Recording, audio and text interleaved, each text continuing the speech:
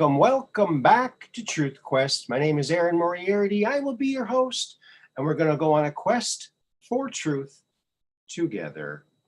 Yes, we really are. Here we are questing.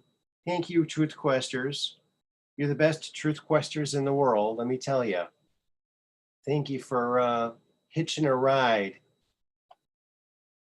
through this vast cosmos of information. Hello, Mud Rabbit. I'm going to share this out to my Facebook friends and let them know, because we're starting a little bit earlier than usual. So wow, it's getting a little chilly, I gotta say. Are live. Call in.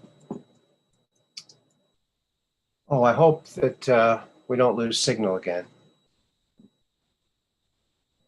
Well, hopefully we won't. Right, Mud Rabbit? That's right. Oh, yes. All righty then. Oh, I gotta put this on. That's right. Okay. Now I think I can do this, and we'll be safe with that. Yeah. All righty then. Okay. Well, we got one like. I'm going to be number 2. My lucky number is number 2. So remember, when you hit that, when you smash that like button, the number you get, that's your lucky number. I think it lasts like a week. So you get a week's worth of luckiness out of that number. So what other show gives you that, really? It's pretty amazing. Yeah. Think positive. Ladies and gentlemen, I was hoping to bring you an interview with the whistleblower Bernard Mendez. However, yes.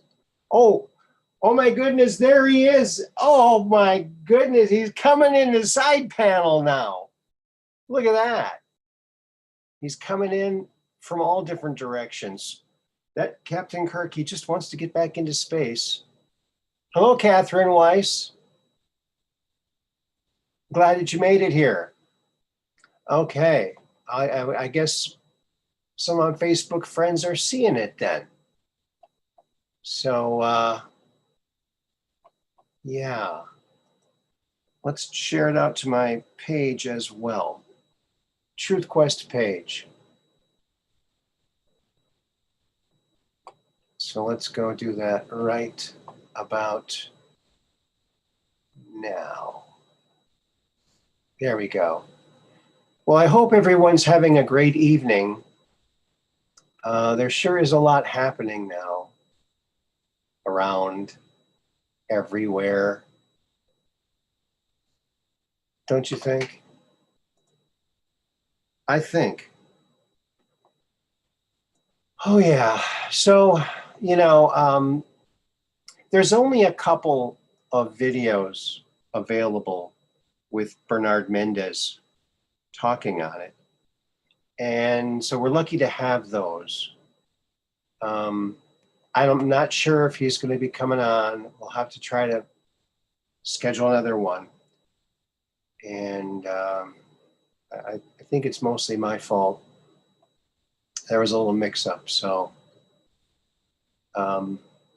yeah, showing that I'm very human. Uh-oh. Yeah, okay, I did change that. Good. That's good. Very well. 5 likes so far. Very well. Awesome. So there, it's shared out to my Facebook page as well. So, well, friends, hello, Kelly George. Now, if you watched, it's starting to get edgy. It sure is, Mud Rabbit. We all have to like keep our cool and keep aware and think about what we can do. I mean, Red Pill's great about giving ideas of what to do to help. Now, state I live in, Wisconsin, they're going ahead with the audit, and so I'm going to be contacting my political friends to see if we can get full forensic audit. Full forensic. Oh, you didn't get any notice? Oh my goodness.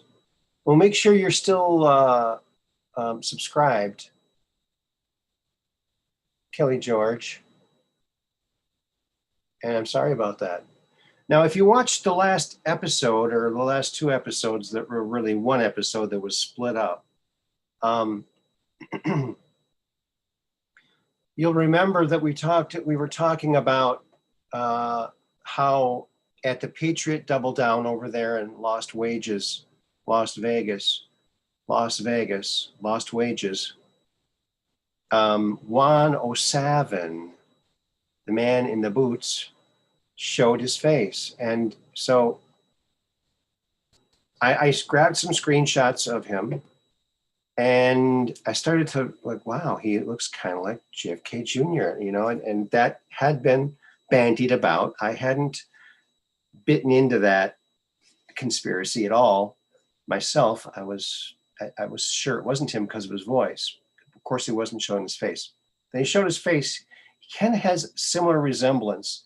Same straight nose, same angle of the forehead, same distance from the nose to the eyes to the ear.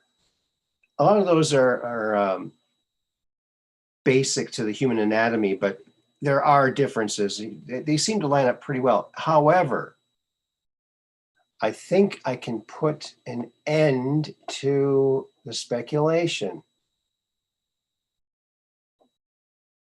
You are subscribed and notices on. Okay, good. Yeah, I don't know what their deal is. I don't know why they're, well, I probably know why. They probably have my number, right? Anyway. So I was looking at pictures of JFK Jr. and I wanted to find a good clear picture of the left side of his what is it? The right side. The same side. I think his right side. I think that's it. Either way, you'll be able to tell when I show the picture, and maybe you can tell me. I'm confused. Of course, I'm always a little bit confused. So I noticed something about JFK Jr. today when I was seeing these pictures. And I was trying to find a side angle, you know, similar to that Juan O'Savin picture that we had. That I'll show you in a little bit. All right. So as you're looking, and now I gotta find it here so I can look at it. There it is. So, all right, now here's the handsome young fella, good looking guy. And now check out his ear. All right, now his ear looks fairly normal. However, he's got this little thing right here.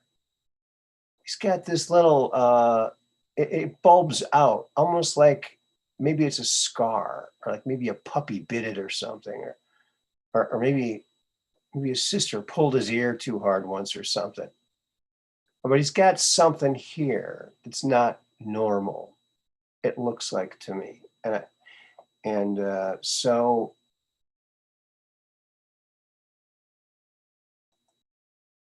keep that in mind while we look at this.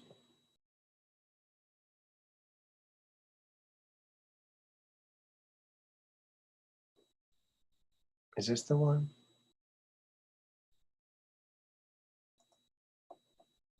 Let's try that one. Let's see. Okay, well, it looks like it's not bumping up. It's not very clear. This one isn't very clear. You can't really tell, but what do you folks think? I don't know. It does a crazy little, although it's got a similar pattern to it.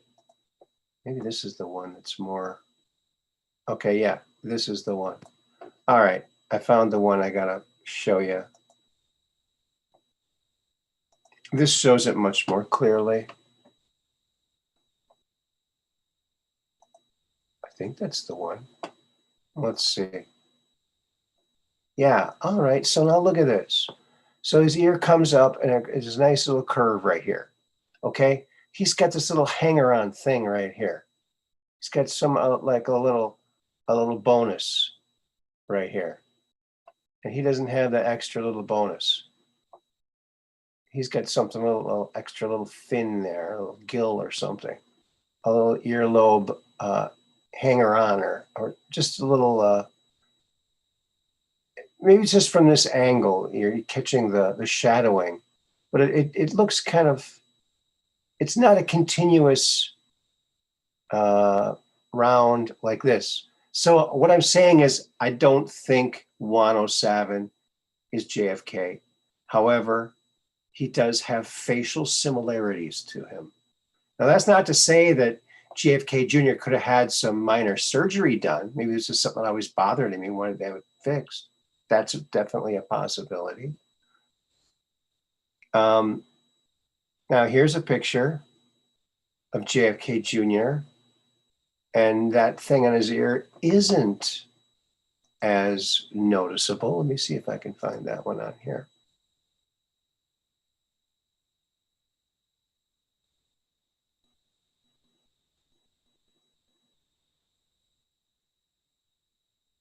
Where is it? Oh, it has to be on here. Well, I know it's on my desktop. It's not showing up.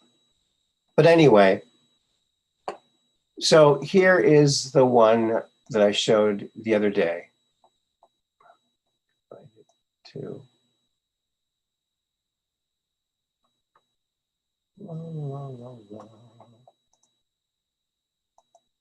Gotta get rid of some of these.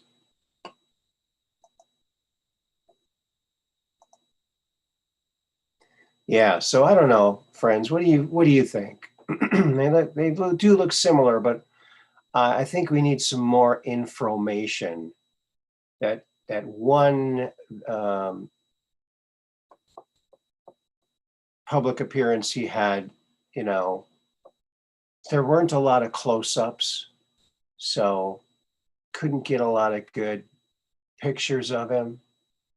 Some interesting pictures, but anyway, so it's an ongoing mystery anyway, is what I'm saying. It's an ongoing mystery. Who knows? Still close enough for the deep state to be pushing out organic bricks.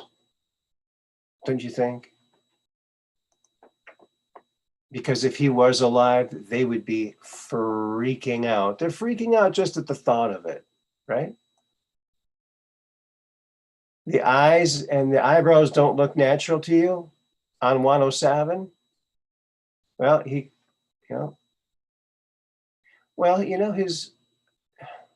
as you get older, your eyebrows fade a little bit.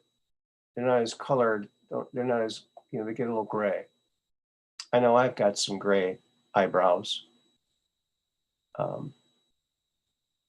So anyway, they're similar looking. However, I don't know. I'm not totally convinced yet. All right. I'm not totally convinced yet about the 107. I just saw something very interesting, and I have to.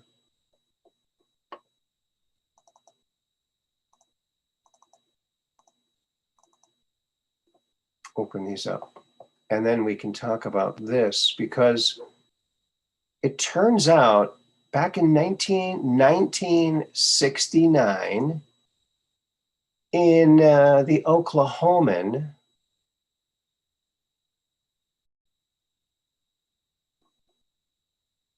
back in 1969. Okay, I see some of your chats. Eyebrows too bushy. Yeah, well, eyeliner could be. Could be. We never know. We're just guessing. Okay, so in 1969, in the Oklahoman newspaper, they were going to be doing some excavating in this area. They were going to put up some kind of food outlet thing, quickie shop or something. And they had some people come in and survey the area, and they found this vast area of tiled flooring, tiled floor.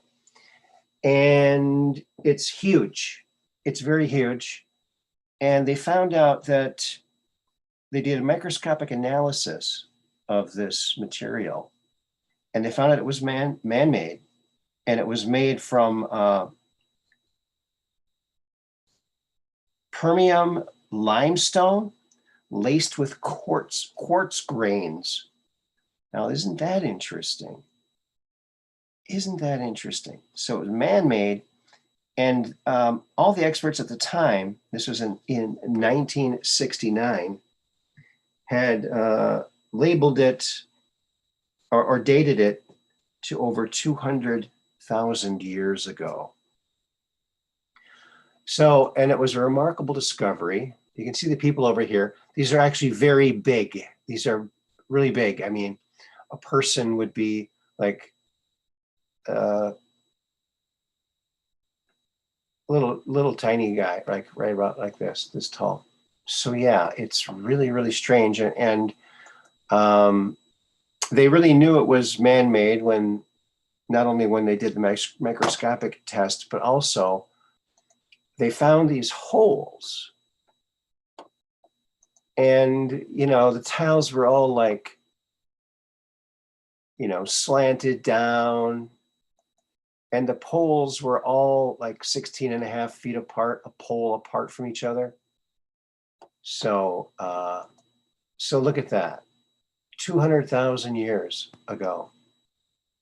The mortar, they had never seen this type of mortar before either.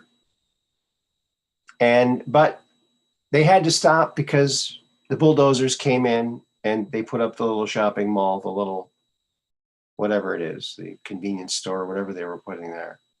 And this treasure in Oklahoma, people were starting to come there because it was like a tourist attraction to see this gigantic mosaic, huge. But people were taking pieces of the rock and, you know, getting little souvenirs. But now it's like under pavement or something. So very interesting. I thought that was really, really interesting. 200,000 years old. Can you imagine that? Hey, Just Josh, how are you doing?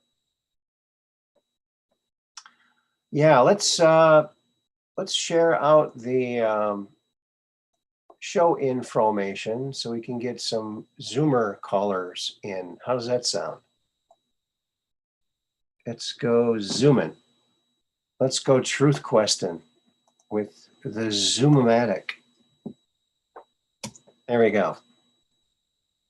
And we got to do that one touch, one tap mobile thing too. We got to do that here too.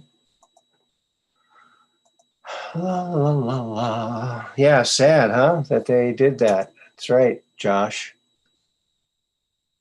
But oh well, they got some grainy pictures of it and they did some analysis of it. But you know, we're always building on top of something older, which, you know, here's something, friends. Now, I've had discussions with people many years, for many years. Intelligent people. And I just state the fact that, you know, the earth is growing. And they'll say, no, it's not. I'll say, well, yeah, it is. The earth is growing. That's why you dig down and you find older stuff underneath, because it's always growing. They'll say, oh, no, that's because of redistribution. Well, that does not account for everything, you know? That just does not account for everything. So, yeah, I contend that the earth is growing. That's why when you dig down, you go back in time. And the further down you dig, the further back in time you go. I mean, look, there's always dust, right? The dust settles. Okay, that's a micro layer, all right? You got thousands of years of dust. Wind is blowing, the sand, you know, meteorites. I think tons of material every year hit the earth in the form of micrometeorites hitting the earth. That adds to the size of the earth. Also, from one little seed grows a big tree. When that tree falls, it decomposes and creates much more earth than that single seed that it started at.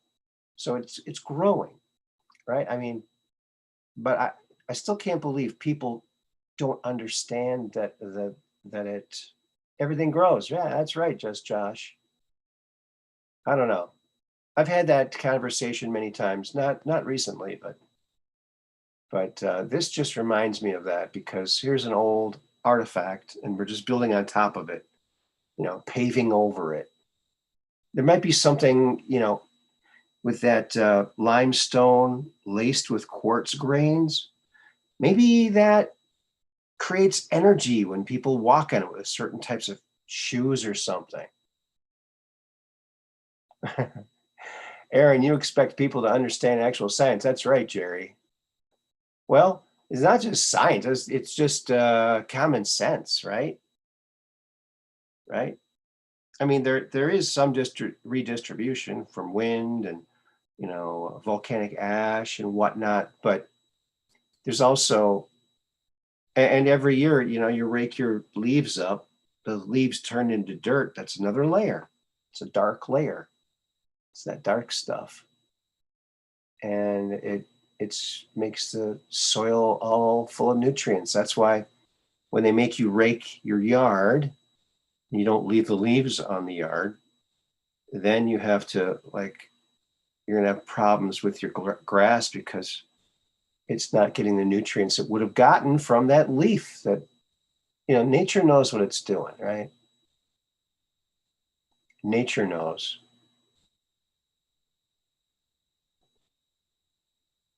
That's right. Nature knows.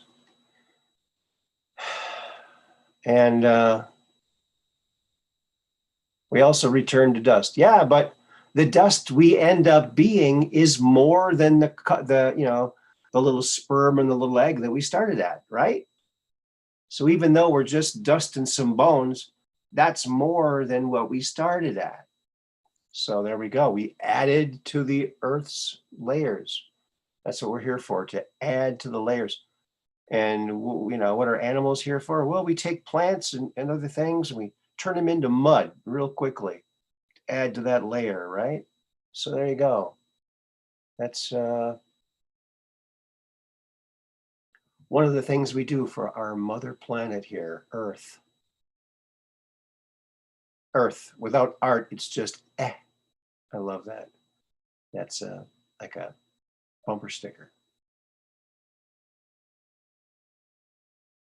Yeah. So there you go. You know, also, friends, I want to play for you another a Bernie Mendez interview, part of a Bernie Mendez interview. I'm going to just put this on here as you know, fair use. I'm going to put a link when it's all done. I'll put a link in the description for this full video. It's a great. It's And the pictures don't have much to do a lot of times with the content. And in fact, I don't know how some of those images are even on there, but so I'm just going to play the audio of, if I can find it,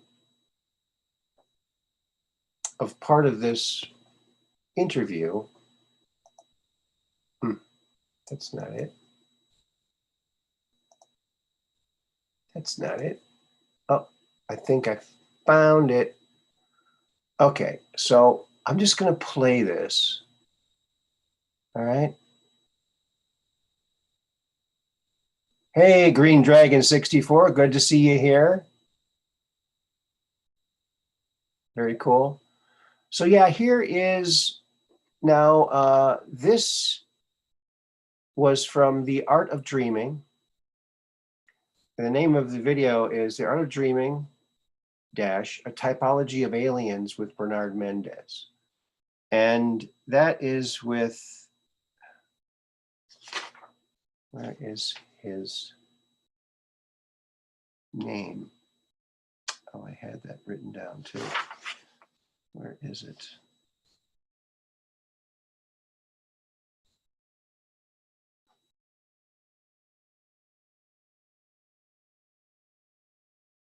Yeah.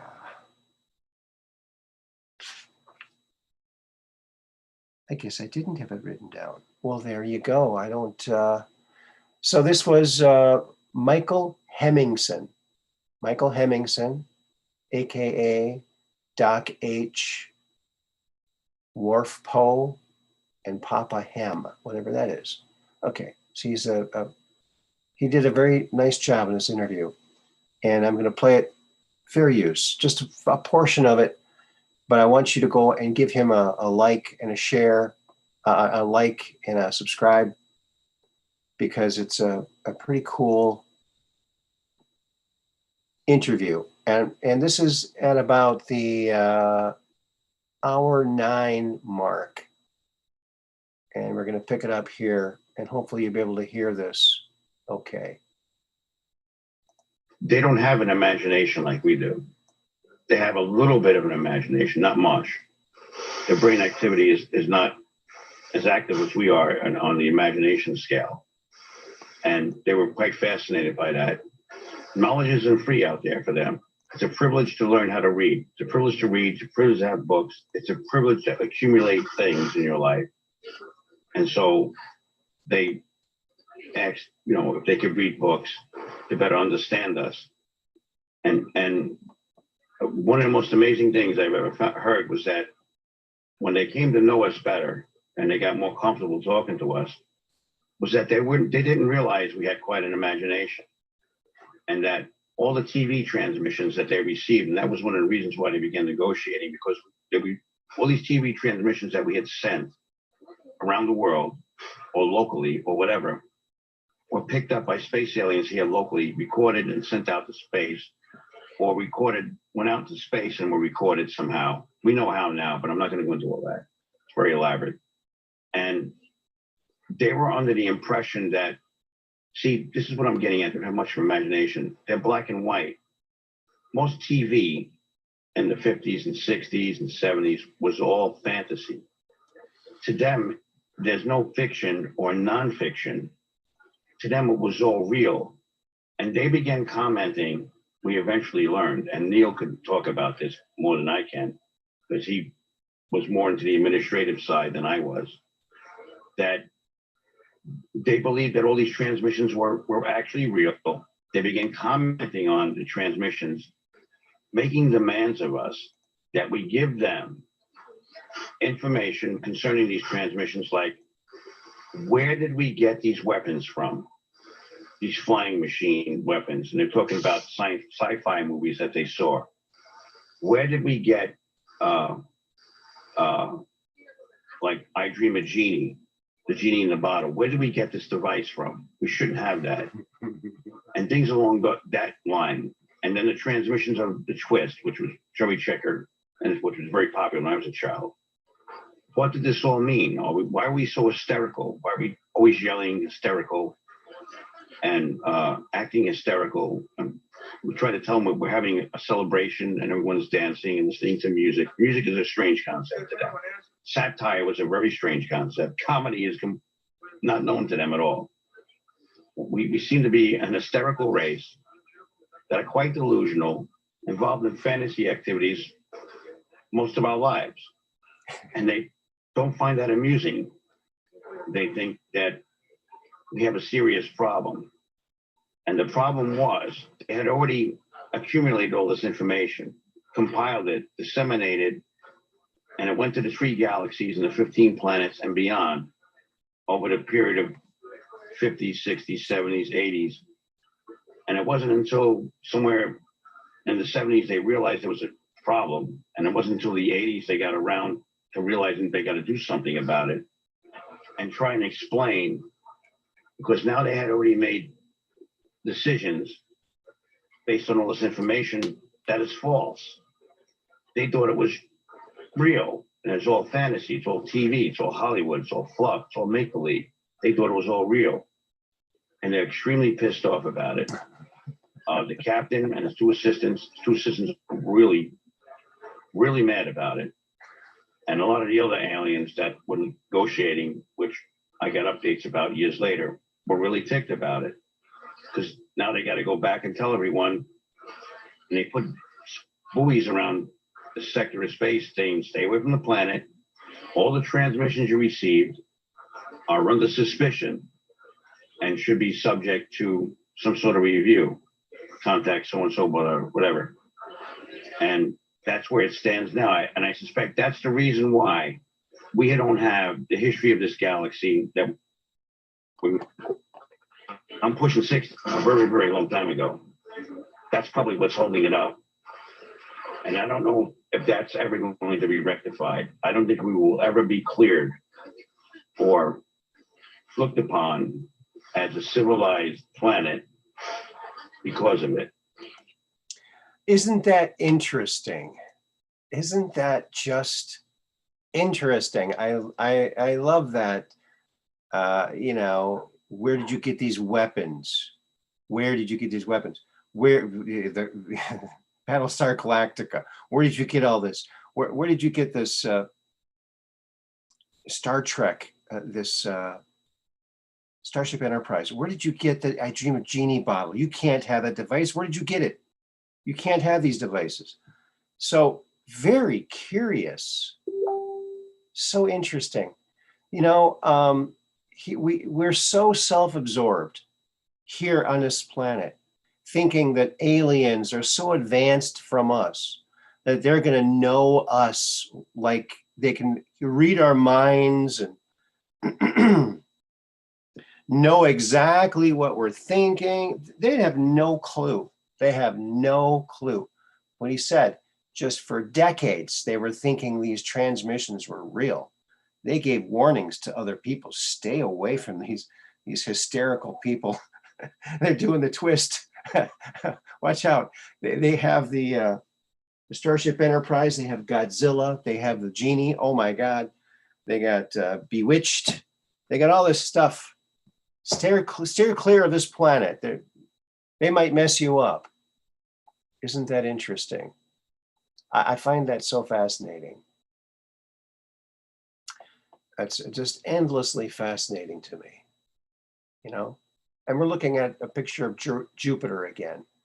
And of course, we showed that the last time too.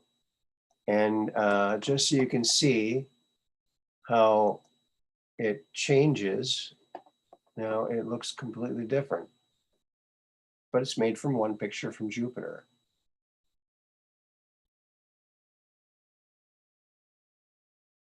He almost stepped on Chubby Checker's feet while videotaping a band. Oh, wow.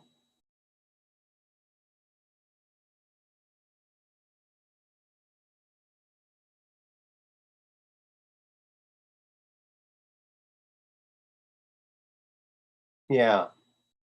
Now, I remember I interviewed Jim Sparks years ago, and I asked him, you know, because he has supposedly a lot of interactions with extraterrestrials. They pull him, they take him out and into their ships and go places with him. And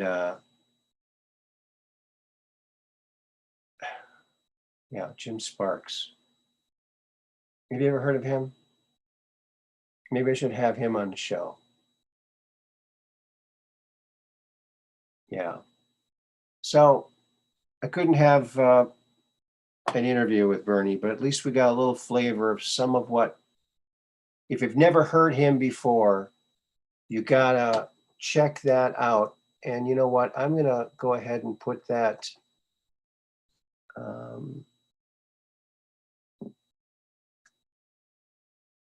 into the show notes right now, so that and if you watch it, you know, the pictures rarely, sometimes they correlate, but they're not really. And there's some questionable pictures on there, so you know, maybe just listen to it. But anyway, oh, no, it's this one. Yeah, copy. All right, I'm going to put over here into, oh.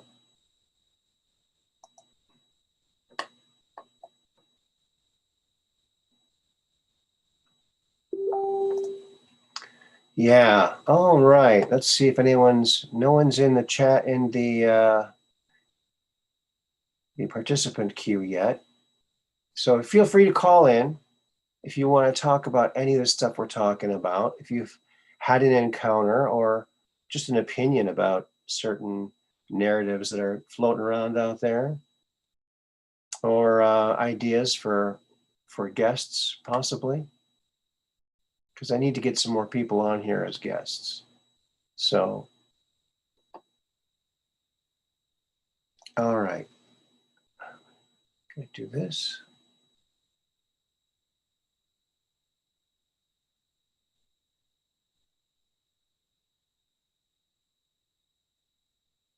Oh, I don't need to do that. I can just go right to this, right? Yeah. There. All right. Well, friends, I've been drawing in my little Awesome Possum books, and I got a new look for the Awesome Possum.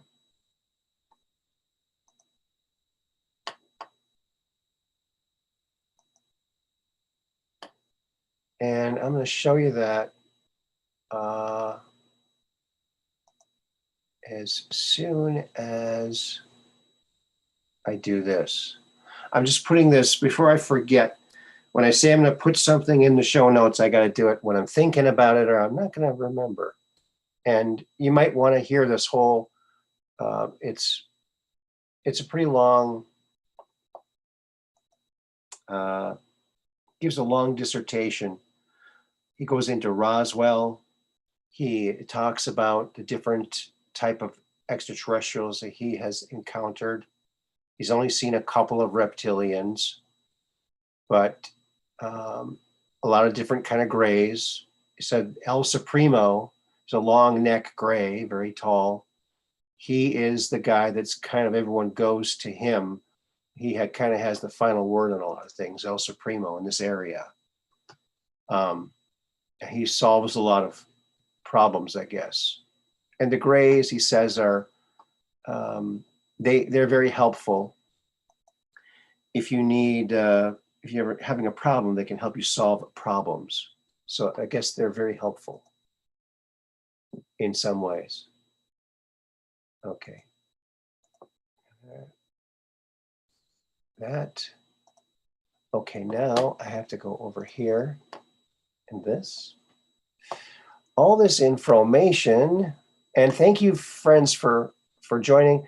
Make sure you hit the like button, smash that like button. Make sure you're subscribed, and share it out. Share it out to your friends. Maybe they'll want to call in. Maybe they've had an experience. Maybe they want to call in and talk about something. Right? That's right. Okay, we're going to save that and do one more thing. And then this will be done. And I can go back to the chat and see what all my best friends are saying over there. Another thing I want to let you all know is you rock. Okay? You all rock. Thank you for being here. You're the reason I'm here. And so thank you. I'm very thankful to have you as an audience. It's wonderful. And you rock, okay? Just remember that. Whenever you're thinking about something, think, you know what? I rock. We all rock. Come on now. You guys rock. That's right. Rocking and a rolling. Rocking and a rolling. Hello, Austin Morris. How you doing today? Yeah. An Operation Shutdown. Oh, I rock too. Thank you, Operation Shutdown. I appreciate that. Dark Brain. Good to see you here. And everybody else. If I missed anybody. So if you're just coming on, we heard a little bit of Bernie Mendez. Maybe we could hear a little bit more of him while we wait for someone to call in. We were supposed to have an interview with him today, but it didn't materialize. But this is some more from The Art of Dreaming, Typology of Aliens with Bernard Mendez. And the link is now in the description of the video. I just put it there. So hopefully it's there. Hello, Kelly George. All right. So let's listen to some more what Bernie says about these aliens and how they have no imagination. They find the idea that we have something called fiction to be completely absurd. They weren't planned. They had never heard of, I guess they've never heard of imagination before. They don't have imaginations. They have no concept of what humor is, why music is why we like music. They don't understand why we're so hysterical dancing like the twist. And they're wondering where we got all these technologies that they see in these science fiction movies that they think we have. So very interesting that they would think this, but another example that we just don't know how we are perceived. Here's some more of that interview by Michael Hemmingson, Art of Dreaming with Bernard Mendez from 2012. So here's some more of it. That's probably why you see all the disclaimers on these TV transmissions over the years. Viewer discretion advised. So, but what else? it's kind of interesting. I mean, if these aliens thought our TVs and films and commercials were real, and then you have people now saying that some truths are slipped into these science fiction movies and TVs, that maybe they're using it in that sort of way. Anyway, let's talk about you mentioned the captain. Who is this captain? There was a case called the Walton case. Travis Walton. The island captain in that very peculiar diamond-shaped ship, and that's a mighty ship. That's not to be toyed with. They shot a lot of missiles at it, and I don't even think nothing ever happened. Is the captain. We call him the captain, and he has two assistants. He's a very old alien that's been around this galaxy 5, 6, 7, 8 times. Turned doctor. He has a very long history. He's an old hand. So far, everyone that I met that met him, and I think it was some Marines that actually did an expedition trying, started negotiating with him, and some Navy people, have a lot of respect for him. He's very poignant, he's very serious, and he speaks very good English. And he's here to patrol out the field, and El Supremo will be on the administrator's side. And apparently he's very worried about smugglers coming and going. He's very worried about us moving out to further out into space, into the galaxy, or the galactic as they call it, and bringing whatever problems we have, whatever diseases we have, whatever issues we have with us out there. He's not going to allow that to happen. I don't think anybody can beat him. At least I know people have tried, and I know there's been a lot of talk in certain channels, in certain circles that, I don't think he can be defeated at all. They tried to disable that ship with just about everything we got, and it ain't gonna get. He ain't gonna be defeated because he's an old captain. He knows his way around. He knows all the problems in this sector of space, in this area of the galaxy, claiming that we're on the edge of the galaxy. You don't know what the hell's liable to happen out here on the edge of the galaxy. So he built that ship and helped design it. So he knows what to expect, and I think he's prepared for just about every contingency plan there is. So we call him the captain. How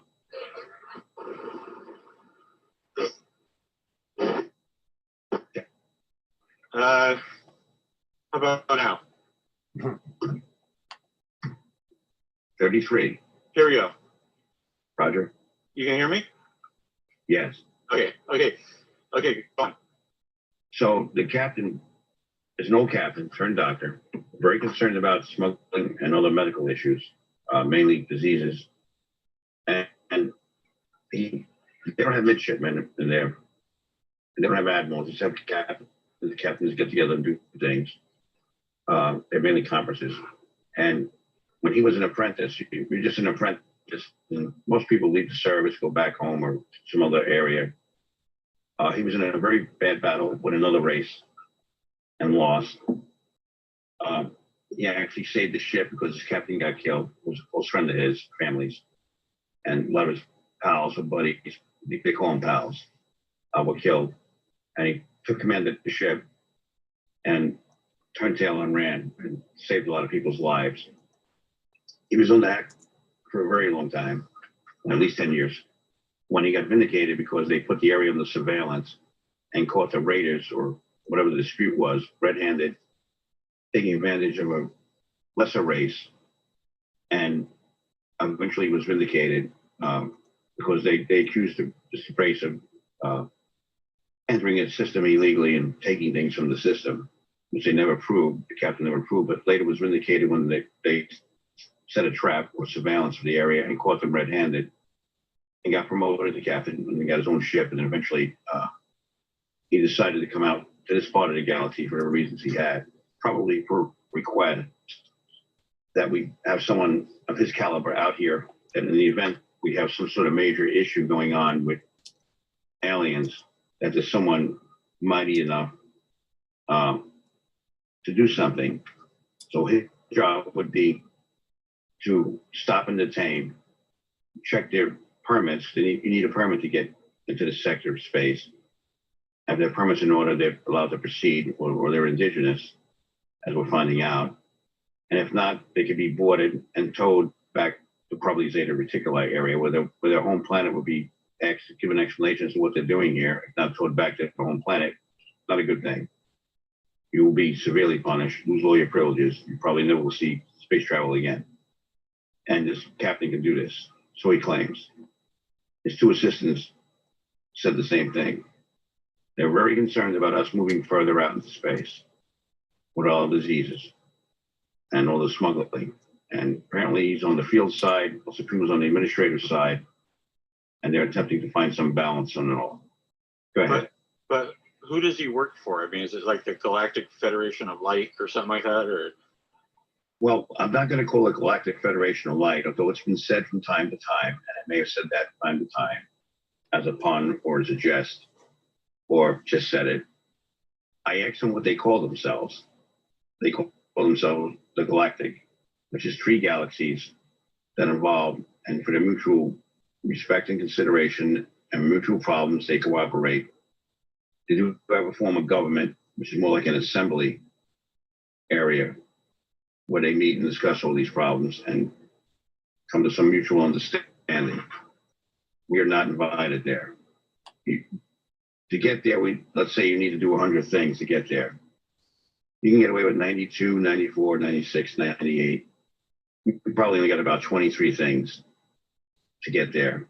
And they won't let you in until you have 92, 93, 94. There's no exceptions. We are not fully aware of ourselves as a planet and our place in this galactic and a great many other things.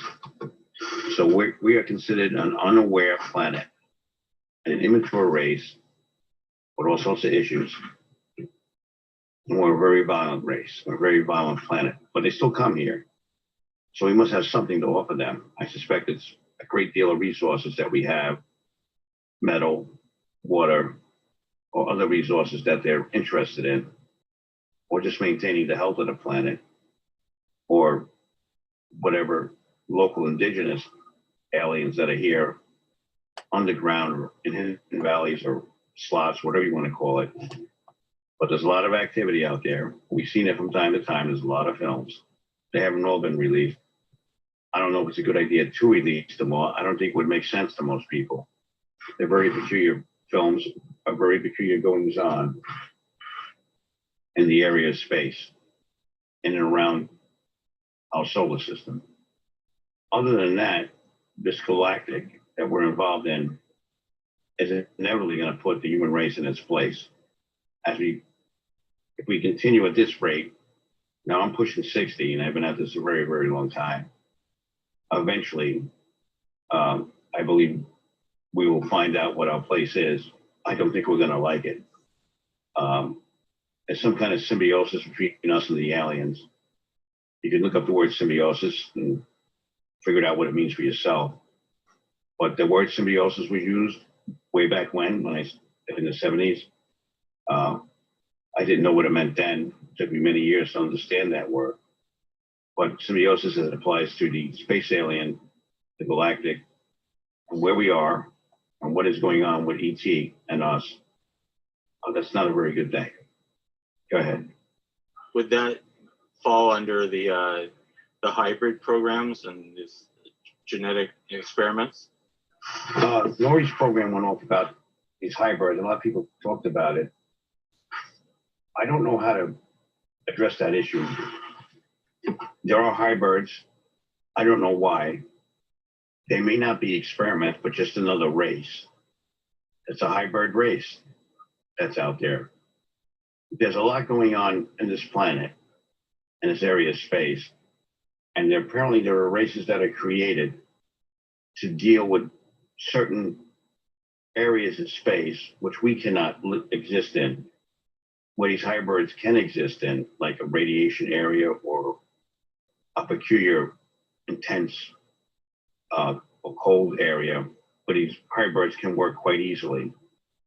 The Nordic race refers to them not as hybrids, although the word hybrid was mentioned to the Nordic race and they didn't understand it. They said they might get back to us, but I haven't seen them since on that subject. The word drone or drones, like worker drones in a bee colony, was used by the Nordic race. And there were a lot of drone races, either mechanical or biomechanical, who were here just, and somebody used the movie Logan's Run, which I'm not too familiar with, to describe some of these hybrids, which are in areas specifically to tend certain aspects of what these areas are maintaining, which we couldn't exist in. We could for short periods of time. Even with a spacesuit, which they wouldn't let us in, because the spacesuit would contaminate the area. And that's where this hybrid, plus the autopsy evidence over the now decades, points towards. The word hybrid is a generic term, but it's a fair term for now, I believe. Go ahead. All right, that's enough of that. Now, when when Bernie is talking about these other areas in space or slots, he's talking about what it is like they can open up, and we can do this now too, apparently. We can open up like a zipper in time space, and there's like an envelope area in there that's undetectable from outside of it, like a slot in space-time.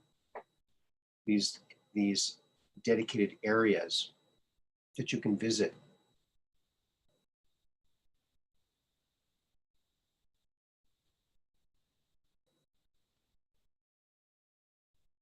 I don't think Andrew Prasad will be on again. That's what had me interested in this channel. Nate and Switch. Well, you know, I enjoyed having him on here too, and it was not, definitely was not my, I would have loved to have had him keep on doing it, but the whole reason for the show, why he wanted to do the show, was so that he could connect with people and answer questions, and he really wasn't getting a lot of people asking a lot of questions about his experiences. And so it was a bit frustrating. So we are going to start up that show again in the future, in the near future. I don't know when it's going to be. We're in talks. He just called me the other day again. So he definitely wants to do that, but it's going to be closer to the time when he might be releasing his book. Because I think I'm not sure about this, but he was releasing a lot of information that he'd never released before. And he made the comment to me, Andrew did, that 90% of his story he hasn't told yet. He's saving it for the book. So I think he was sharing some of that along on the show, and maybe, you know, I'm just guessing, maybe he thought that was a little bit too much before the book came out. He wanted to save some of that for the, maybe, I'm guessing. He did not share that with me. That's my own conjecture.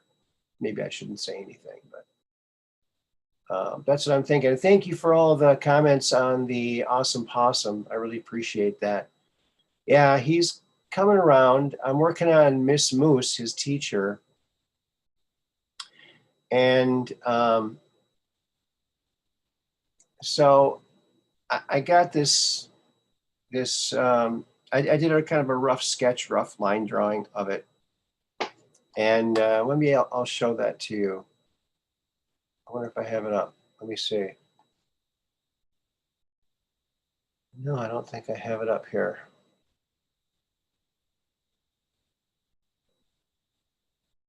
No, I don't. I'll have to open it up.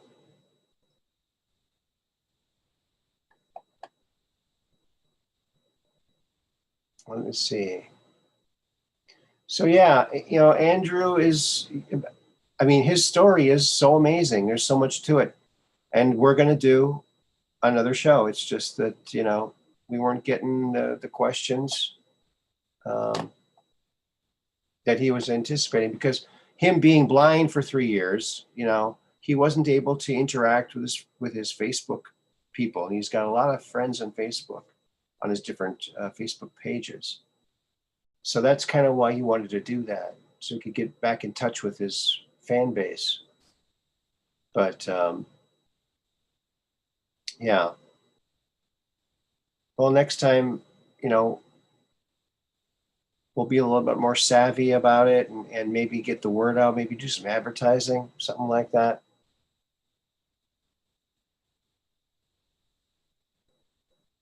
Oh, Austin Morris says, all I know about time travel is what I've read in science fiction stories. I never really believed it is possible. Well, I don't know how you missed it, Austin, but, you know, I did release to the public the time machine, so people can travel through time forward anyway. Yes, Captain Kirk. Yes, he moved. Yes, he's coming in through the side vent over there. Let me see. Where's my little my lantern here. Okay, there he is. See? There he is. See him? Yeah, he's coming through. He can't wait to get into space. He just keeps jumping on my craft. Like, why don't you knock? I'll let you in. Then you could be my guest. No, he doesn't want to. Just wants to go into space, float around. That's all he wants to do. Can you blame him? Can you really blame him? Yeah. So time travel. Now remember, there was a show about natural time travel where you do it in your mind, and I think wasn't Christopher Reeves in that? Christopher Reeves.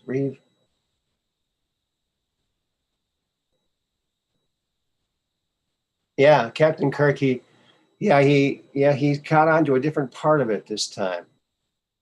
Looks like his hand is coming through. I think he's gonna sneak in. I hope we don't get a breach in the outer shell of the craft. I could lose all my life support here. The Jeffries tube. Yeah, there you go. The Jeffries tube. That's right.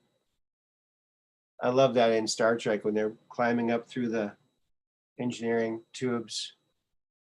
Hey, Gilligan did that too. Inside that missile, he was crawling inside that missile to cut a certain wire. Yeah, send Gilligan in.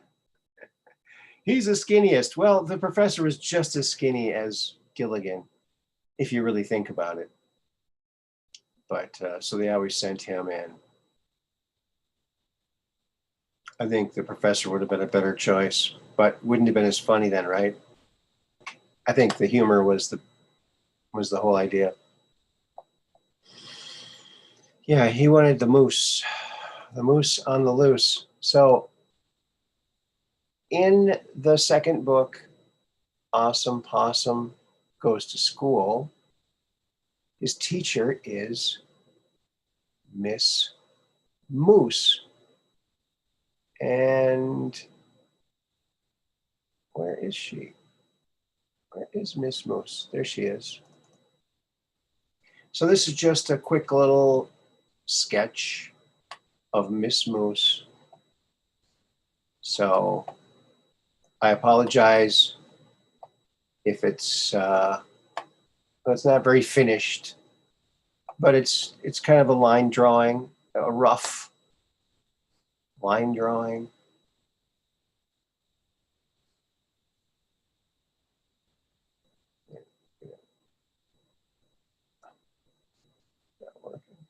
Okay, there.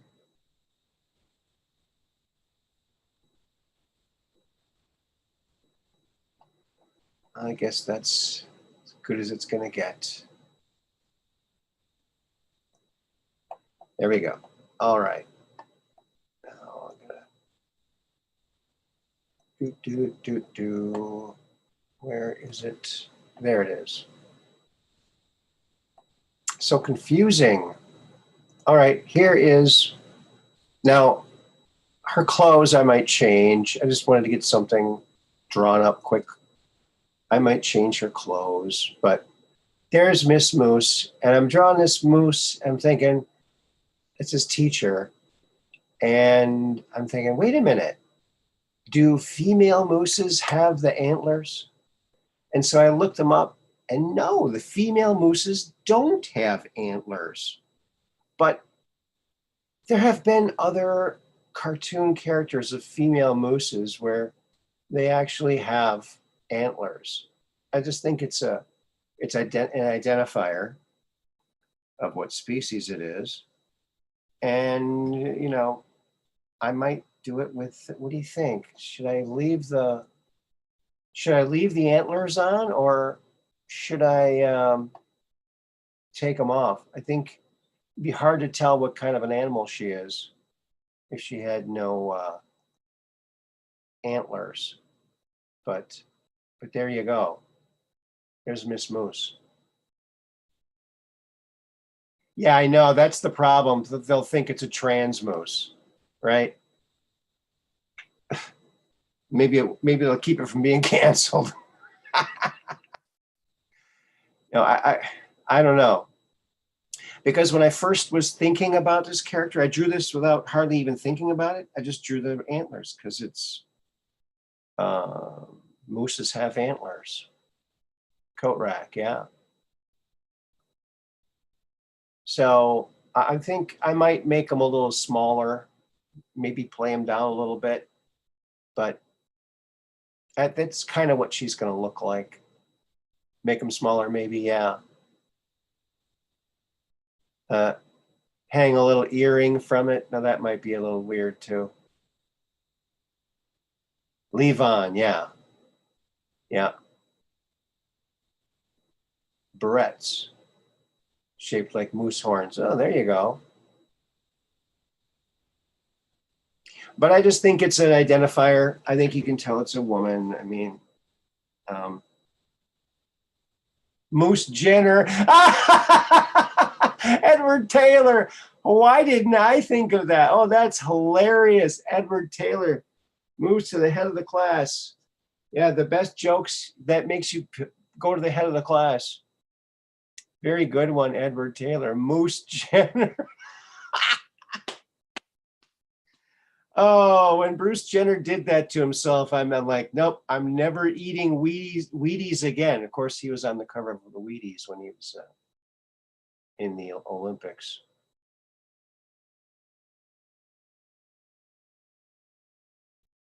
Red in the Valley. I like the way it looks, as is there. Okay.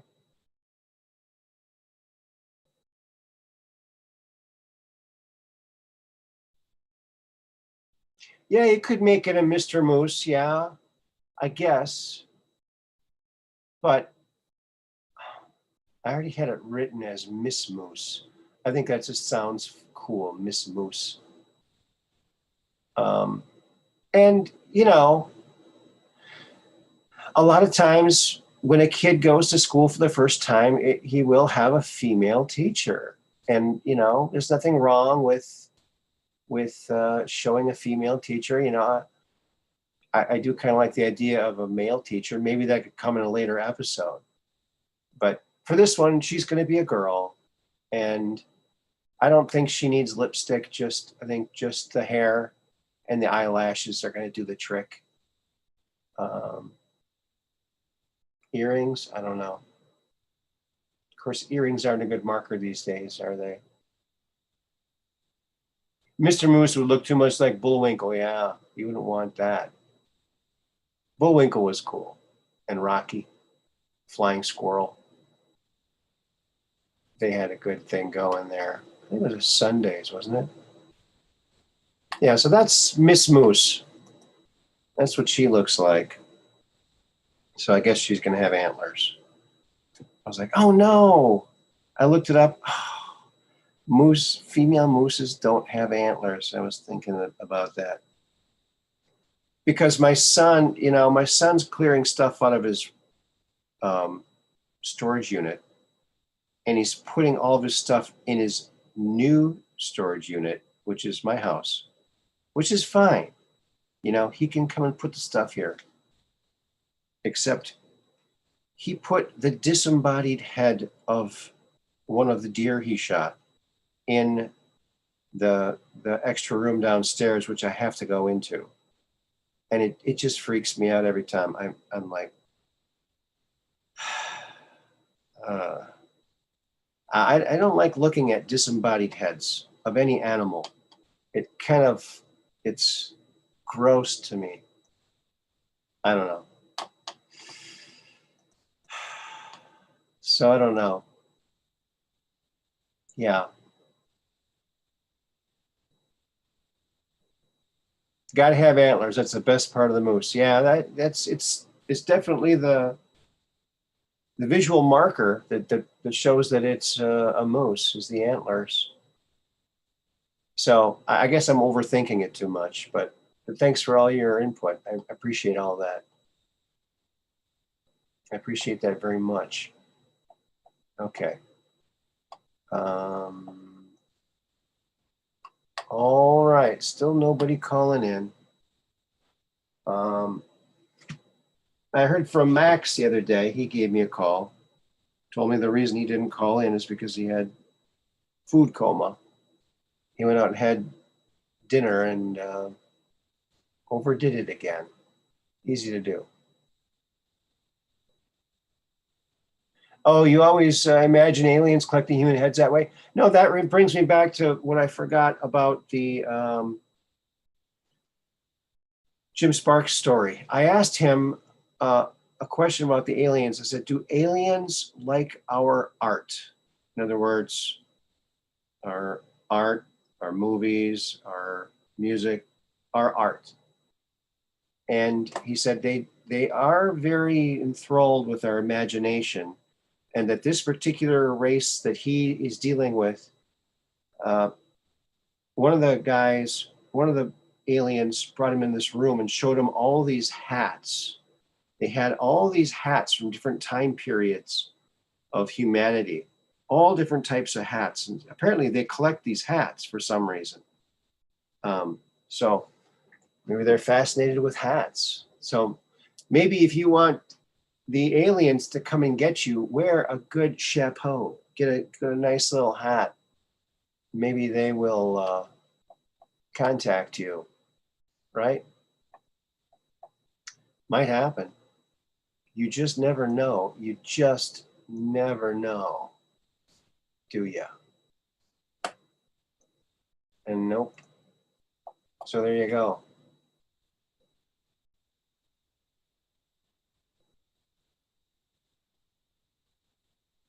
Uh-oh. What happened, Mud Rabbit? There's that one. Does that help?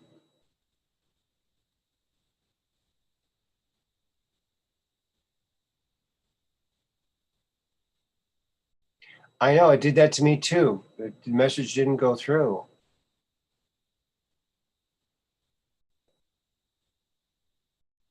Oh, MySpace wasn't happening? MySpace. I remember MySpace. I loved MySpace. You know, there's a thing called Space Hay that's just like MySpace. And I joined it, but I never go on there. But it's weird. It's like MySpace. It's exactly like the guy got all of the, I guess, the program for that, and he's got it.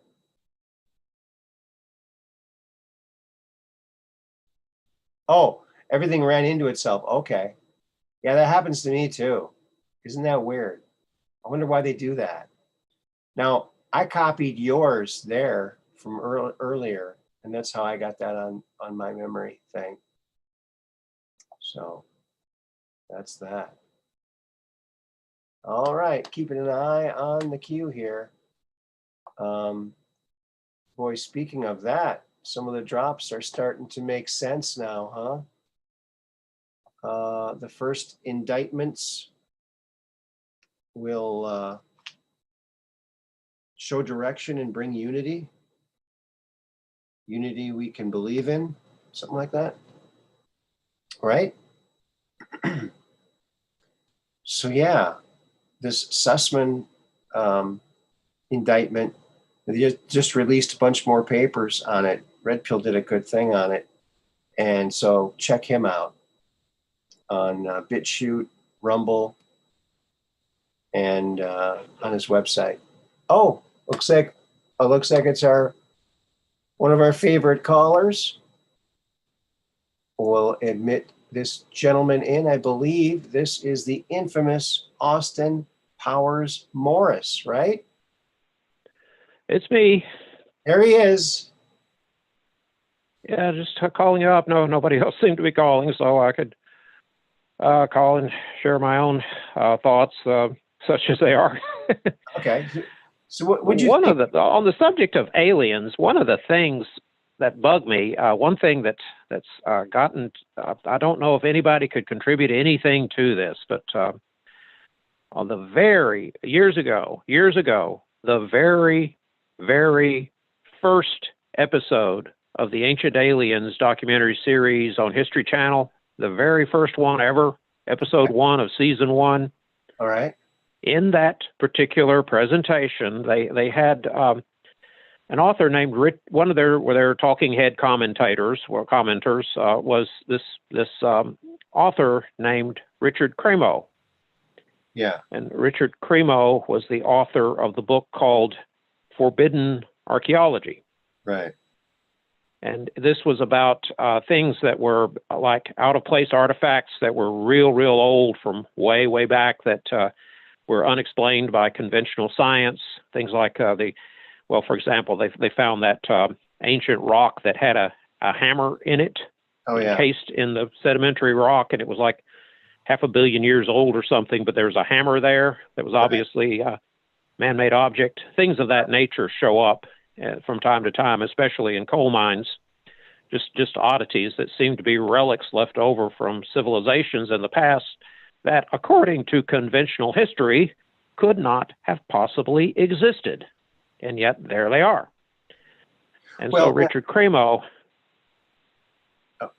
I just want to add one thing to that, because I did see something that was interesting. It might be able to explain some of those things. And that is when there is like the tectonic plates and there's some kind of earthquake, some kind of vibration of the ground, it can literally liquefy the rock, and then stuff can get sucked into it, and then it resolidifies, and it's like it was always that way. So that might be what's happening there. Well, the new Madrid earthquake, and I think it was 1811, 1812, but the new Madrid earthquake, that happened to the town of Memphis. Okay. I mean, the ground just liquefied and buildings got sucked down. Yeah. But in those days, there wasn't much to the town of Memphis, so not an awful lot got lost, but things were sucked down into the ground that way during that was one of the most tremendous earthquakes in American history. Wow. Yeah. But it mostly affected areas that were sparsely populated in those days. Mm-hmm. But back to Richard Cremo. I mean, he would be on that show in its early days. I don't think he appears regularly there now at all, but the early days of that particular show, Ancient Aliens, they break to him, they'd go from talking head to talking head without much introduction, but Richard Cremo, they would have him on, and what he had to say was commenting on, of course, the ancient Indian manuscripts have flying machines in them called Vimanas, right, that the ancient gods and heroes used to fly around, basically flying machines, like maybe airplanes. And the commenting on the Vimanas of ancient India, Richard Cremo was saying that they weren't just airplanes. That term applied to spaceships also. Mm-hmm. And then Richard Cremo said something that I've never seen or heard anywhere else any other time. The one and only time I've heard this said, and I wanted to see it expounded upon by somebody, but he said that there, according to ancient Vedic writings, there are 400,000 worlds inhabited by human beings. Wow. 400,000 worlds. That's what he said on the Ancient Alien show. And he didn't say where he saw this in the Vedic writings. He didn't give any reference whatever. And I've never heard anybody else say that. Interesting. Austin, guess who just called? Okay, Max. Max. Say hi, Max. Yeah. Hello, all. Hello, Max. So Austin was just talking about Richard Cremo and these Vimanas. Yeah, he's got a great book. Yeah. What's his book called? And we'll be talking. That I can't remember, but one of the extraordinary things that maybe Austin knows about this is that he gives references to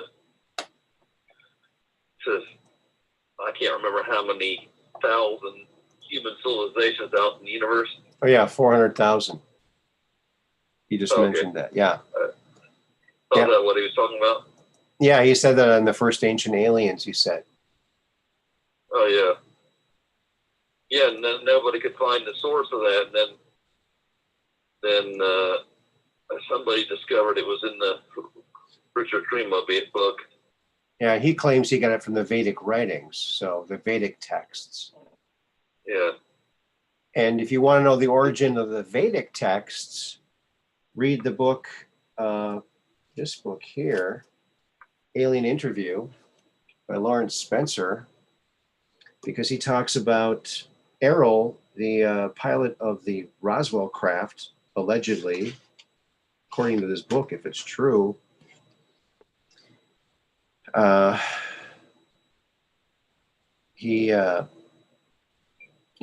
well, who knows if it's true.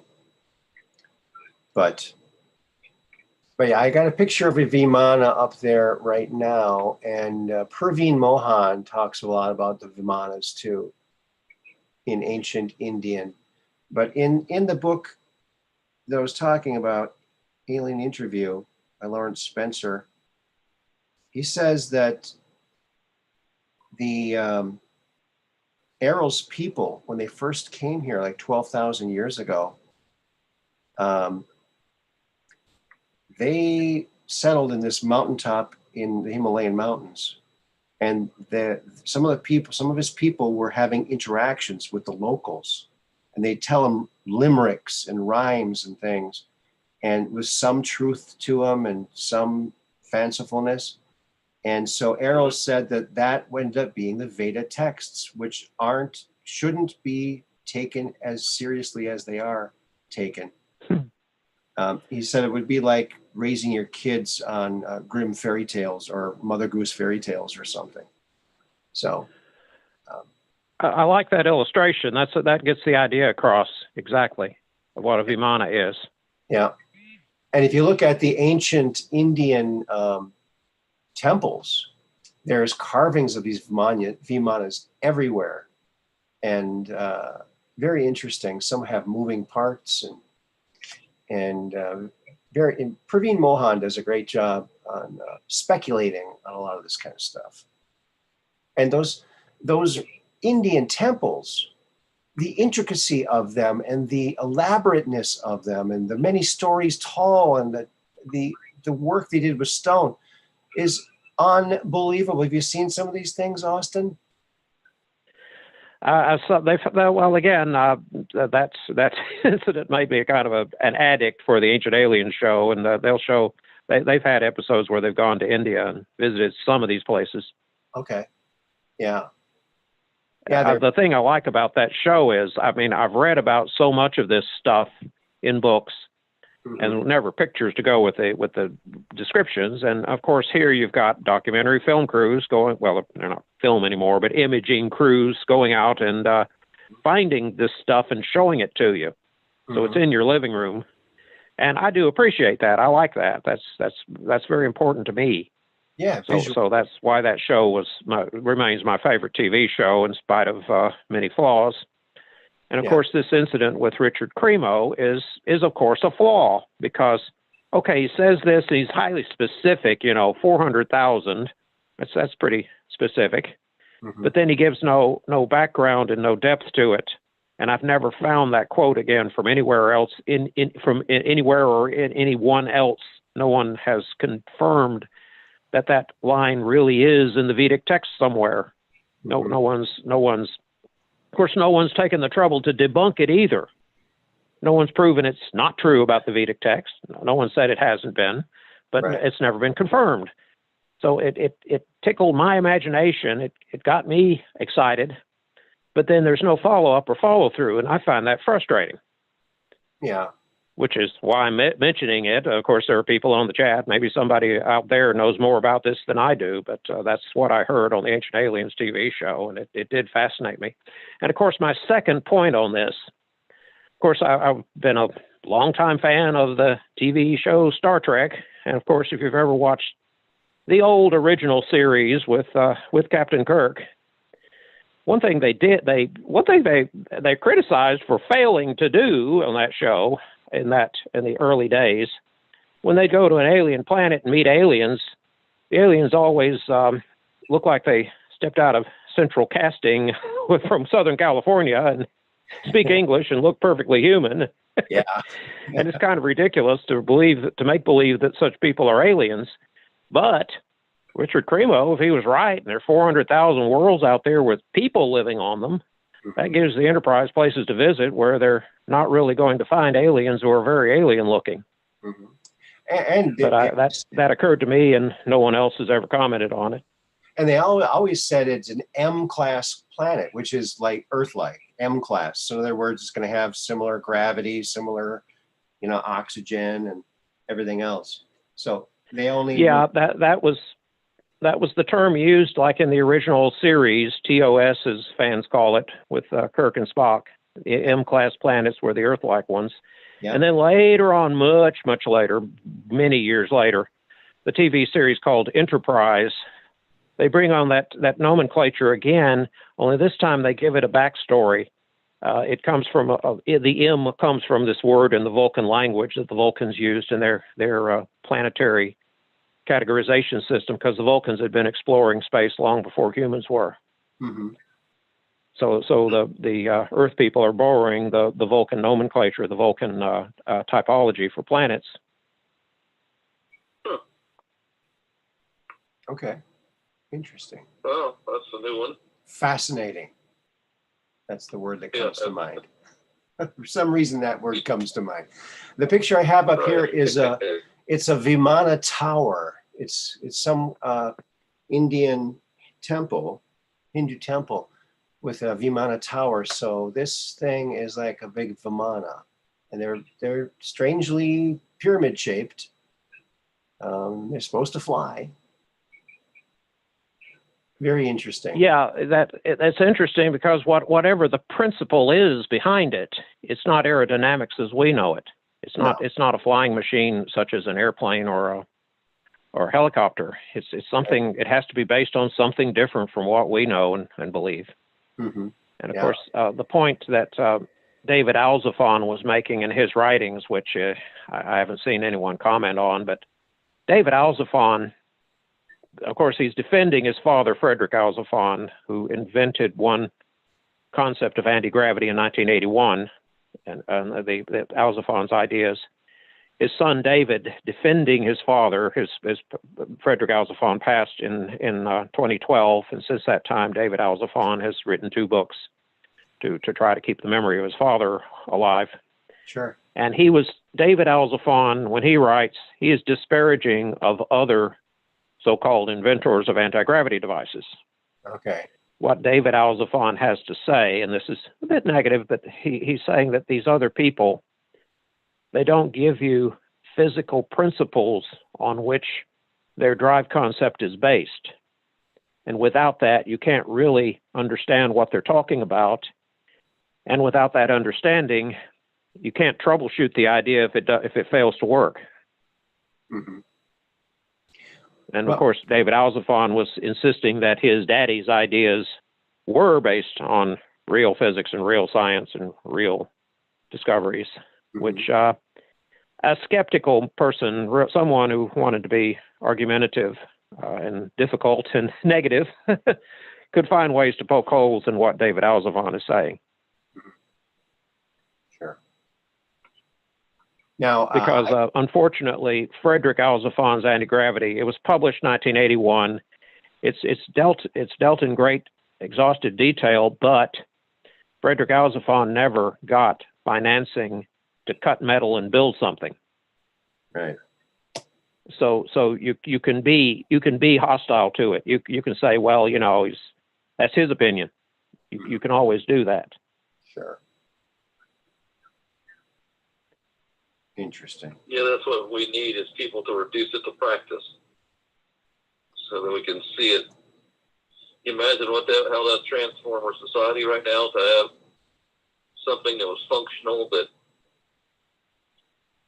wasn't created inside a government laboratory. Mm-hmm. Yeah, that would be good. It would cut away a lot of the BS that we are getting. Yeah. Say, okay, you don't like us, we'll go out there and find out. We'll come back and tell everybody. Mm-hmm. Yeah. Yeah, so I got another picture of Vimana up there. They seem to be very cone shaped, very pyramid or cone shaped. That might have something to do with how they fly. I don't know. But apparently now I've heard also some accounts that during and before World War II, the Germans were going to, to the Himalayan mountains and all kinds of places and raiding these areas the monks were protecting, and they confiscated engineering drawings of these Vimanas so they could build them.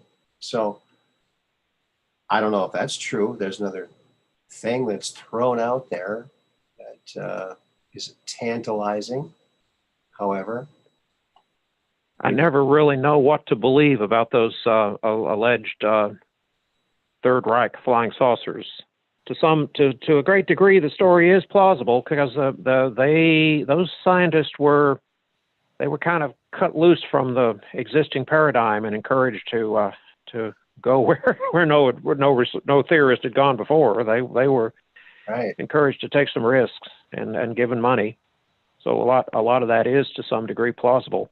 And I find it, I always was kind of tickled by the concept of early flying saucer 40s technology, where all the controls look like toggle switches and analog dials, Yeah. analog gauges, and then on the outside of the saucer there are panels with rivets showing. Mm-hmm. And then on one side of the saucer, there's its anti-gravity machine is driven by a diesel generator, so you've got a diesel exhaust pipe sticking out of it. So it's an anti-gravity vehicle with diesel electric drive that's based on submarine technology and some anti-gravity technology, all together in a pretty weirdo, pretty far out, low down space tech, 40s era space tech, and they've got the men inside have these rubber spacesuits with the tomato worm joints. Yeah, that's my imagination how I engage with the concept. But again, I don't know that such thing was ever real, but that's how it works in my mind. Mm-hmm. And of course, if you want me to, I could attempt to describe Alzafon's space drive, but that would be a bit difficult. I'm not a very astute physics student, but I could try to go over that. Okay. If you wanted me to, it would. The Vimanas Want me to give it a shot? Common with Hold on a second. with one of the German UFOs. The Vimanas were supposedly used mercury somehow. Yeah. And of course, at least one of the Nazi UFOs supposedly used mercury in combination with what's said in combination with monatomic gold to make a red mercury compound. Yeah. I don't know. I've tried to find where that description comes from. I've seen it appear on the web, and again, nobody says where this came from. Uh-huh. Well, one of those Sanskrit texts that is quoted by not by Richard Cremo, by an earlier author from India. There have been some books written about Vimanas in Hindi, I believe, or in India anyway. One of those published works of the translations of Vimana texts that was supposed to be very ancient does specifically mention a mercury, something that would generate like a mercury in a vortex, as something that gave it its driving power somehow. Yeah. But the descriptions, the interesting thing about these old Sanskrit texts that have this stuff about the Vimanas is many of the Sanskrit words used in them are terms which are untranslatable. The Sanskrit specialists don't know how to translate the words, and it appears to be something that's technical, but technical using technical language that has been lost to us. Mm. which is very, very curious and adds to the plausibility of this story, because if there had been a lost technology of space travel, later generations wouldn't have been able to maintain the knowledge on it. They wouldn't have known the meaning of the words. Right. Like if you put down technical stuff about jet engines in some form that could be transmitted after the fall of civilization in some text, people looking at it later on who never saw a jet or never heard of such things, trying to figure out what it meant, might be totally confused by it. Of course. Yeah. And it's plausible to think that this is what has happened with the ancient text about the Vimanas. Now, an author who has written on this subject, there was a man named, I think his last name was Clarendon, who wrote a text about some kind of mercury vortex generator that he had planned out, and his work included illustrations that resemble this illustration here of Adamski's saucer. Right. He was using the George Adamski story. Clarendon was as his model for how the mercury vortex anti-gravity device would work. Okay. Clarendon wrote this stuff down in a short book that he self-published sometime in the 60s. Well, this book was lost to ufology because it was very, very limited. But an author named David Hatcher Childress, who is another one of our talking heads on the Ancient Aliens show. Now, David Hatcher Childress is on nearly every episode of that show. I mean, I'm not sure there have been any episodes of that show that didn't have David Hatcher Childress on. David Hatcher Childress wrote a book about mercury vortex generators where he just presents the reader with that text from Mr. Clarendon together with illustrations similar to this one showing on your screen right now, explaining how it works in terms of this mercury vortex technology. And this is with David Hatcher Childress's commentary framing it. That is, David Hatcher Childress writes the introduction, he writes the conclusion, and he has his own comments on all the in-between parts together with many illustrations. So that's supposed to explain mercury vortex technology.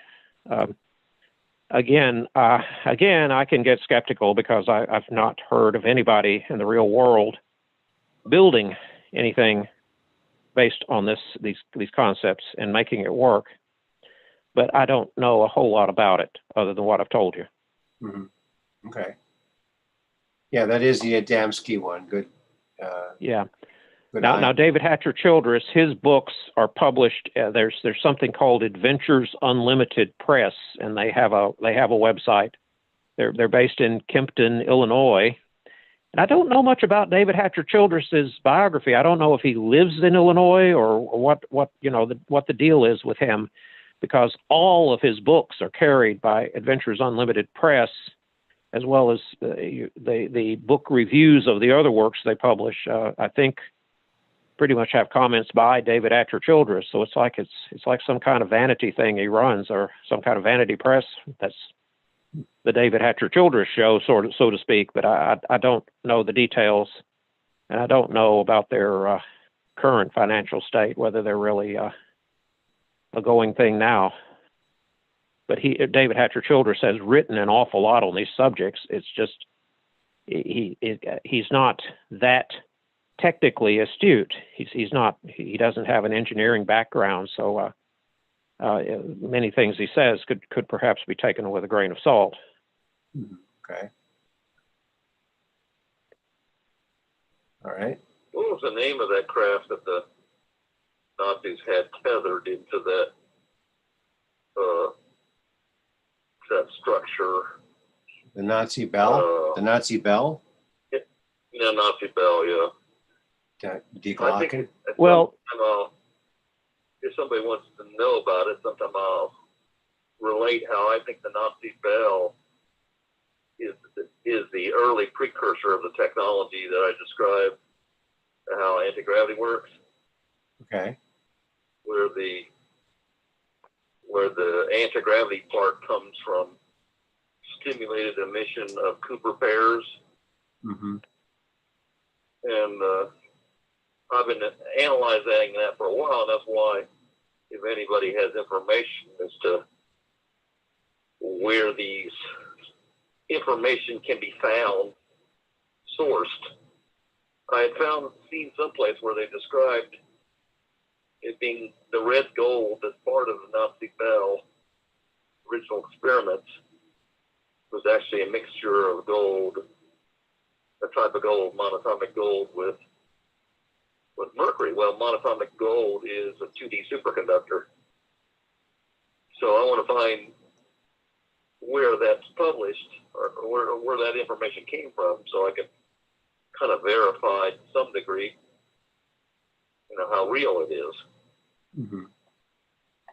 But I can't find anybody so far that knows anything more, Mm-hmm. as far as where that came from. So, Well, I found a picture of some scientists working in a lab, and this might give the people an idea of kind of the stress of working on rockets and things like this. So I think I've shown this before. There it is. Yeah. There's always that one coworker, right? He's that smart aleck. He's going to smack that bag and he's going to make a big noise and who knows what's going to happen. Mayhem might just spring out, folks. Mayhem. Yes. Did you ever see that movie, Real Genius? No. That was a fun one, wasn't it? I don't have to watch the movie. I live it. Just kidding. Just kidding. That's a fun one. Oh, I couldn't help myself. I walked into that one. Oh, you know what else, friends? I found some photographs of some sprinklers that I designed. These are copper sprinklers. You ever seen something like this? They spin around, they make beautiful cascading, and they're copper. And they're just beautiful. Anyway, so I sold quite a few of these years ago. Fun. It's like art. I love copper. Copper's a cool material. It's a good functional thing. There's that scientist there working on the missile. It's tedious work, but they've got this great retirement plan for when he reaches 65. Yeah, bam. you can take your vacation all over Florida. Bam, right? Yeah, he can visit lots of places at once. Yeah. You've seen those cool experiments where they take a copper tube, right, and drop a magnet through it? Spherical magnet down it. Yeah, and it slows down. Yeah. Slows down, yeah. Yeah. I want to do some more experiments with that sort of thing. Yeah, I got to get my magnet motor going again. One of the cool things that happened when I was a kid, my dad used to bring us kids to go visit his friend Herman. And Herman was an inventor, this old guy. And he invented all these things like to open up like a ketchup bottle, this little plastic thing, or a rubber thing to open up cans with, little gadgety things. But in the garage was his real lab. He was working on a perpetual motion machine. And as a child, this so much fascinated me. And like, wow, I wonder if he got that thing going. My whole life, like, I wonder if he got that thing going yet. He had it going for like 16 days and it stopped. But does he have a fire-breathing dog in the basement? No, his was based on magnets and bicycle wheels. Like two different bicycle wheels and magnets. But it really... Hey, if there's somebody out there that wants to make their own motorized bicycle, they have some fantastic axial drive motors now that you can buy for about $200. Yeah. Wow. That are capable propelling a bike at about 45 to 50 mile per hour. Whoa. Yeah, you can buy them on eBay even. They take, have to have significant power. So, but the amazing thing is how advanced these motors are. They're in the hub of the wheel. Right. Wow. So, That's interesting. You'd have to wear a real helmet for that, like a motorcycle helmet. well, of course, they're illegal unless you get to operate that speed without a driver's license, Yeah. motorcycle license. I saw a guy, he videotaped from his car. There was this young guy on a scooter going 50, 60 miles an hour down the highway, in and out of traffic. Mm-hmm. And he was like freaking out. I can't believe he's doing 60. Yeah, that's not going to be, when that thing crashes, it's not going to be it's not going to be fun to look at. My goodness. Be careful out there, folks. Be careful. I have a friend that went 110 on a motorcycle down the interstate and wrecked. Oh. And survived, but half of his face is plastic. Oh, man. So, anyway, he's lucky to be alive. Yeah, I'll say. Maybe he could get a job acting for the Phantom of the Opera. He already has the mask. No, he's a machinist. Okay. That's horrifying. That's horrifying. Yeah. That's terrible. The amazing thing is he did this when he was young, like 18 or something. And he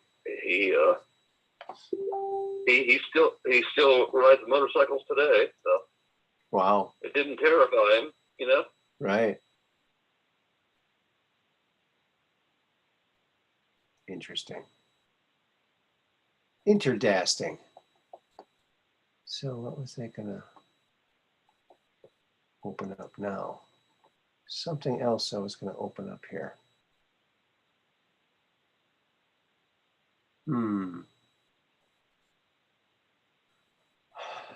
Okay, desktop.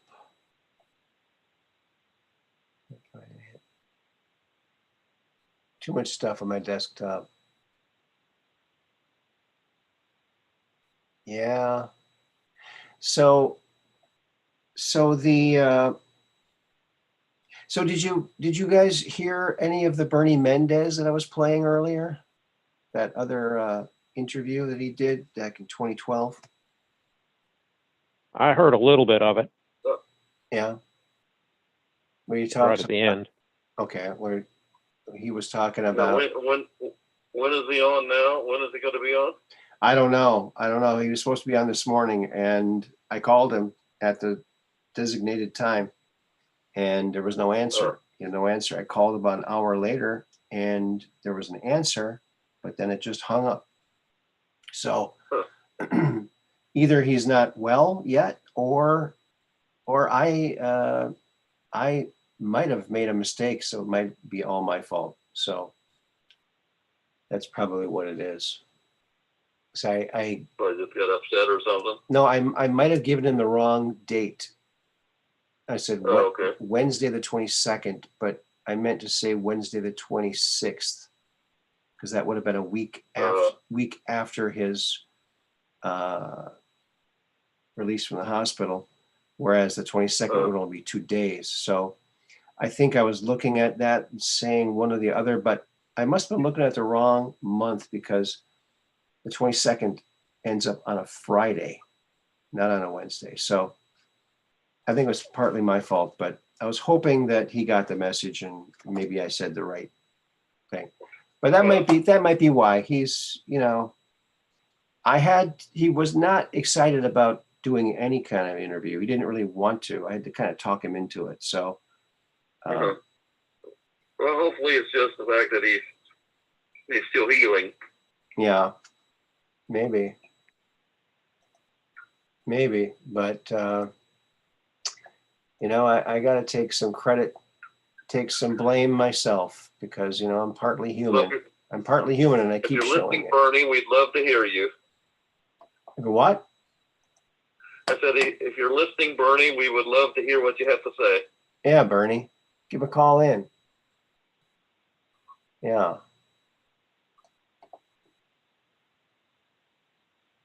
Oh, and I also got a message into the actor that played the father on The Land of the Lost. So I haven't heard back from him yet. Oh, Have not heard back from him yet. He lives in the same town as me. I met him before. Nice guy. He's very active in the theater area. is that the Marshall, Will, and Holly? Yeah, yeah. He's Marshall. Yeah. Yeah. Spencer. McMillan, I think is his name. Something like that. But yeah, let me check really quick. Sleep back. The Slee Stack. Well, you know, and one of my listeners, Mike, suggested that I should have do a show on Land of the Lost because look, they had reptilians that lived underground that worked with crystals, and wow, that's in the inner earth. That's pretty incredible. Yeah, it was one of my favorite cartoons. It really wasn't a cartoon. Premise being the show is another soft disclosure. Could be, yeah, could be. Yeah, I think it'd be a good, and he's a good actor too. I mean, he's a really good actor. So let me see if I can find it. Spencer Milligan is his name. You saw the Will Ferrell version of that, didn't you?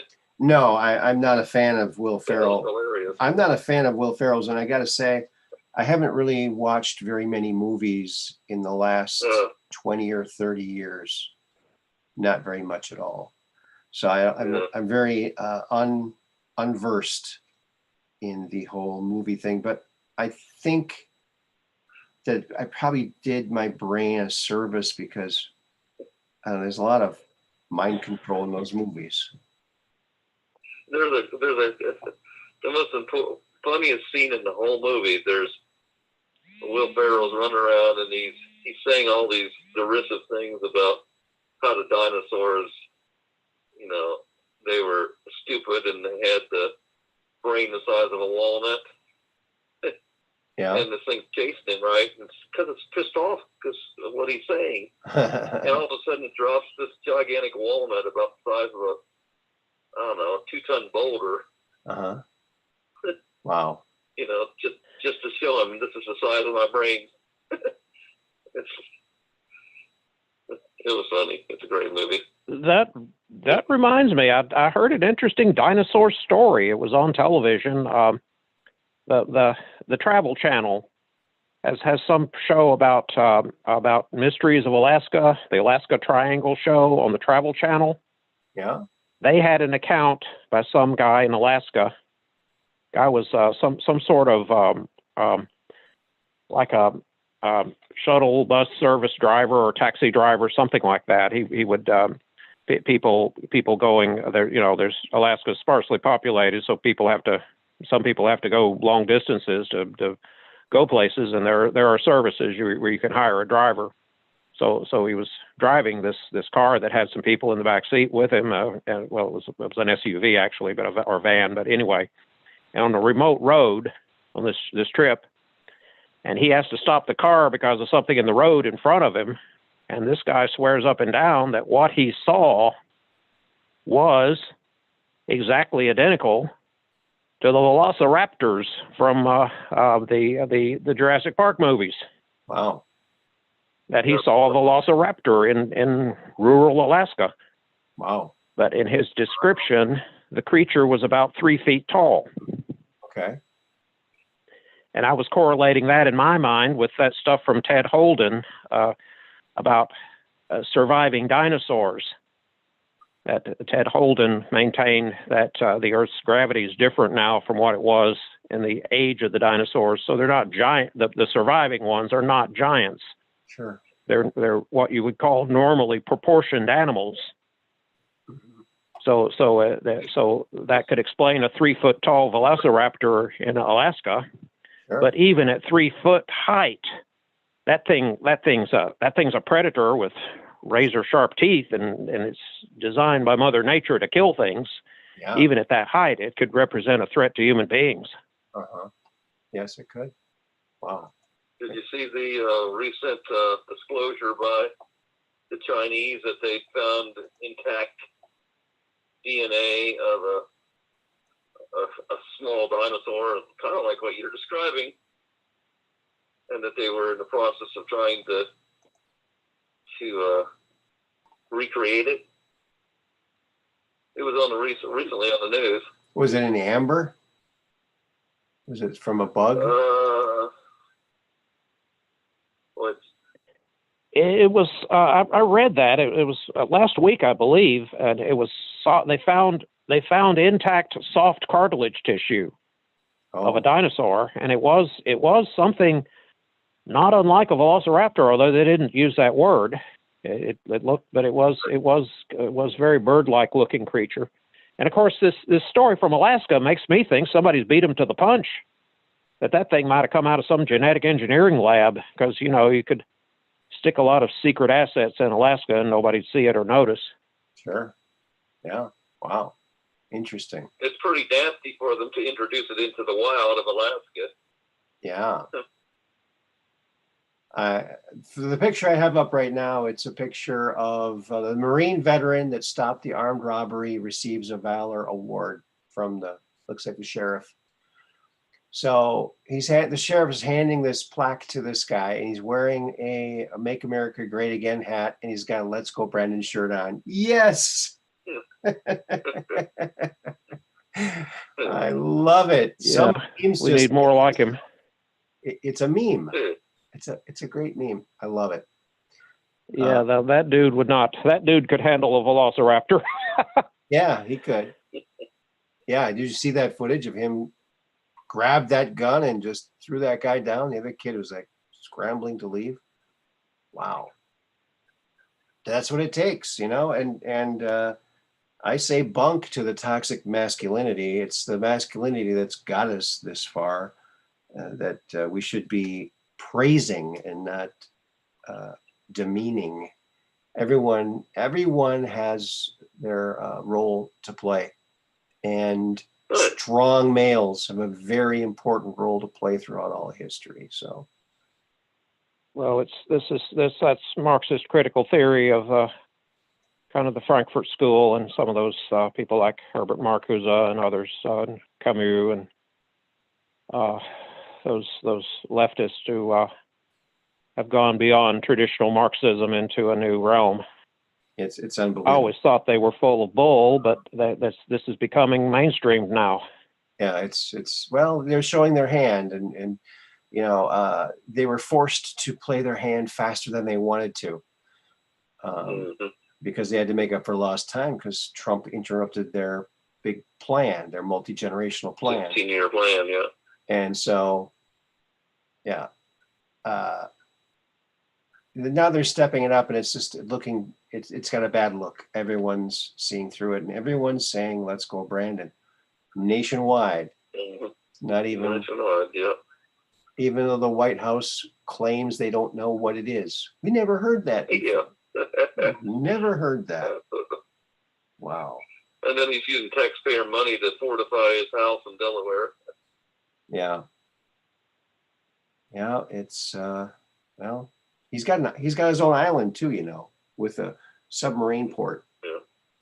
Right next to I thought that Epstein's. was his brother's island, wasn't it?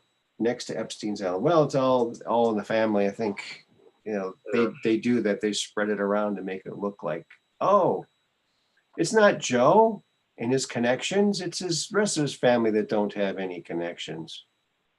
That's where the money's coming from. Yeah.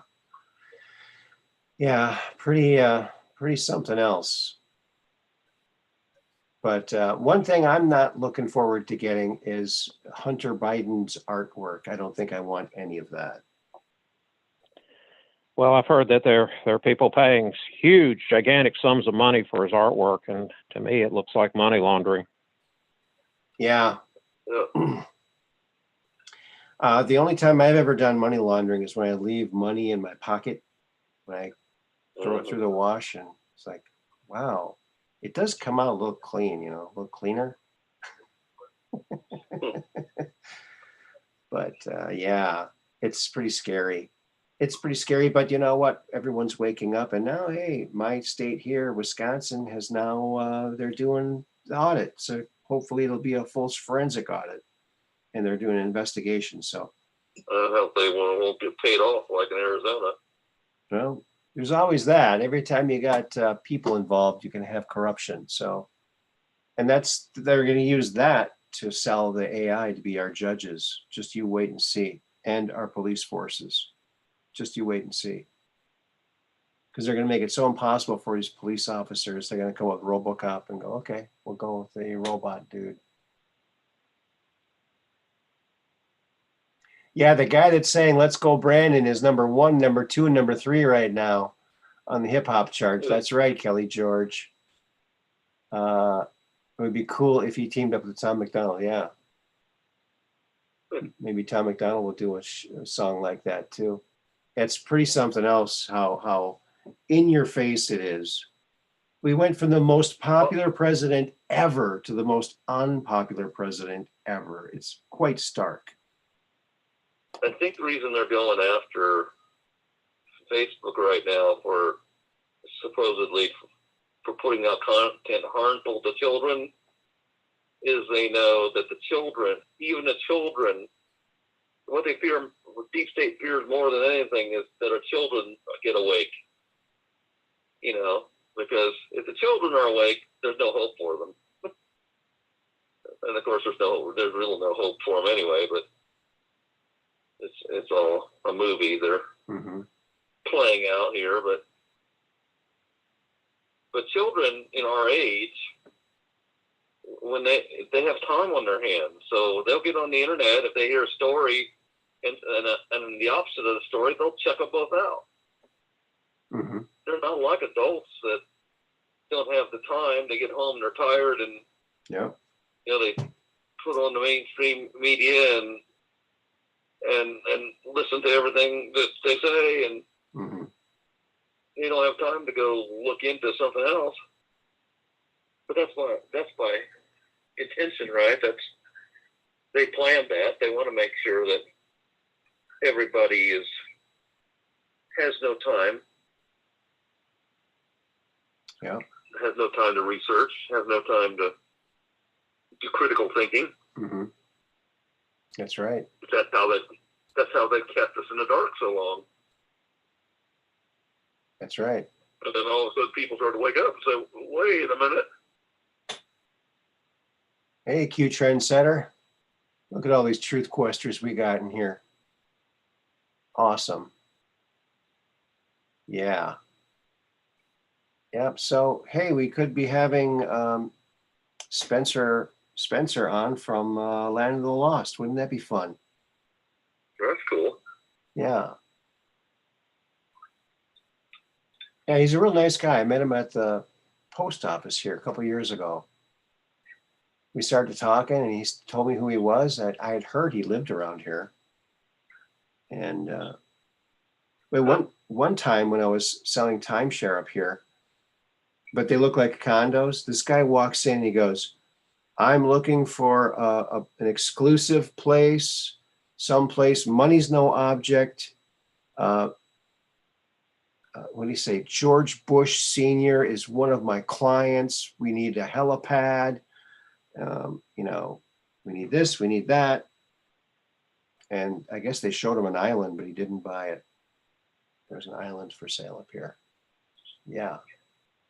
So they're looking for some place where they could go meet secretly with Bush Sr.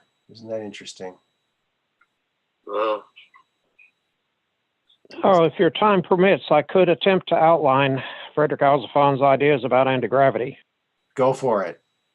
Okay, well, now, this is my recounting of what I read, and any mistakes here are my mistakes, not David Alzafon's. Okay. But Frederick Alzafon got his ideas from two sources. There was a process in chemistry that fascinated him, and there was this UFO story. The UFO story was an encounter in I think it was 1959 or 1960, an Air Force B-47 bomber, an RB-47 that was specially equipped with electronic countermeasure gear, encountered a UFO over the Gulf of Mexico. And this case was a famous one because the plane was equipped with these electronic intelligence devices that could measure oncoming radar signals, because these planes would this was during the Cold War, and these bombers would make fake attacks on American cities to stay in practice, and they would try to penetrate American air defense to gauge how effective they could be penetrating Soviet Union's air defenses. So they had devices on board that could measure the signal of oncoming radar pulses. Well, this B-47 made a specific measurement of a microwave signal coming from the UFO with specific wavelengths. And Alzafon thought that was quite fascinating, because this is the kind of technical detail you need if you're ever going to understand this stuff. Mm-hmm. You've got to make some real-time empirical measurements of the thing you're talking about. And here it was. This story got in print. There was a book from he read about it, and there was an author. I think his last name was, I'm thinking MacDonald, but it was a long time ago. But he'd met this author and talked about this case with him, and so Alzafon had this factoid about a certain microwave frequency coming off of a UFO, which he thought was significant. Alzafon's other insight came from a process in chemistry that it was a chemical experiment that was very famous among scientists, because the chemists, I think they got the Nobel Prize for this, but they were able to lower the temperature of a test sample to something right about at absolute zero. Oh. And this process in chemistry is called adiabatic cooling of a paramagnetic salt. This chemical process is you take a paramagnetic salt, that's something that will magnetically align itself in a magnetic field and then go back to a normal unaligned state when the magnetic field's turned off. The scientist would take this salt and they would use rapidly changing magnetic field, a rapidly oscillating magnetic field, to align the molecules and unaligned them, align them and unalign them at a very rapid pace. The molecules would go into alignment when the signal hit them, and they'd gain temperature at that stage. And then when the signal, it was an oscillator that would go on and on, off, on and off, on and off. When it was off, the molecules return to their normal state and they radiate heat. Well, in this process, the alignment and unalignment rapidly changing, heat would be radiated at a greater rate than the process materials were absorbing it. Okay. So as this process goes on, the salt radiates all of its heat and gets colder and colder and colder until finally it's near absolute zero, where it can't do this anymore because there ain't no heat there to radiate. So this was called dry adiabatic cooling of a paramagnetic salt. Wow. Alzafon read this about this chemical process, and he saw it as being analogous to what he thought was going on in the whole material of the UFO. Alzafon believed that you could do something analogous instead of a process that radiates away the heat energy of a material object. You radiate away gravitational and inertial energy latent in an object. Okay. In other words, you degravitize it. Yeah. And he thought you could do this with a paramagnetic material like an aluminum hull structure, although David Alzafon said this same process might work within a magnesium hull structure. So in the Alzafon idea, you're not doing this at the molecular level to control gravity and to control the gravity and inertia. You have to work at a smaller level than that. You have to go down to the atomic level to make this work, so Alzafon believed. And instead of using an oscillating magnetic field, It's using oscillating microwaves that act on matter at that small size scale. Alzafan believed that you could rapidly oscillate a microwave signal at a properly shaped cavity waveguide, and his model would look like a big double convex lens shape that would be pretty familiar if you knew a thing or two about UFOs. Mm-hmm. And you could broadcast this signal in the thing that would over time reduce its gravity and inertia down, down, down to where it would be weightless and massless. Mm-hmm. So you cancel out its weight and its mass using this process with microwaves. And he thought that this case of this B-47 encountering a UFO gives us the insights into what kind of wavelengths and frequencies to use for this process. Interesting. And he thought that he could duplicate this on a small scale in a lab and demonstrate it. So this was Alzafan's idea. And in David Alzafan's books, he talks about how this idea neatly fits many, many of the observed characteristics of real UFOs. So David Alzafan says in his books.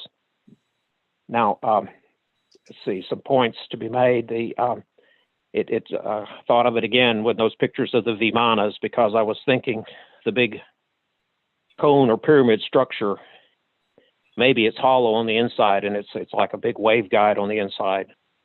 So they're not really as massively huge. Well, I mean, they might be big physical size, but I mean, in terms of their lifting and carrying and the internal spaces for the people might not be all that super great, but that perhaps could fit the Alzafan idea.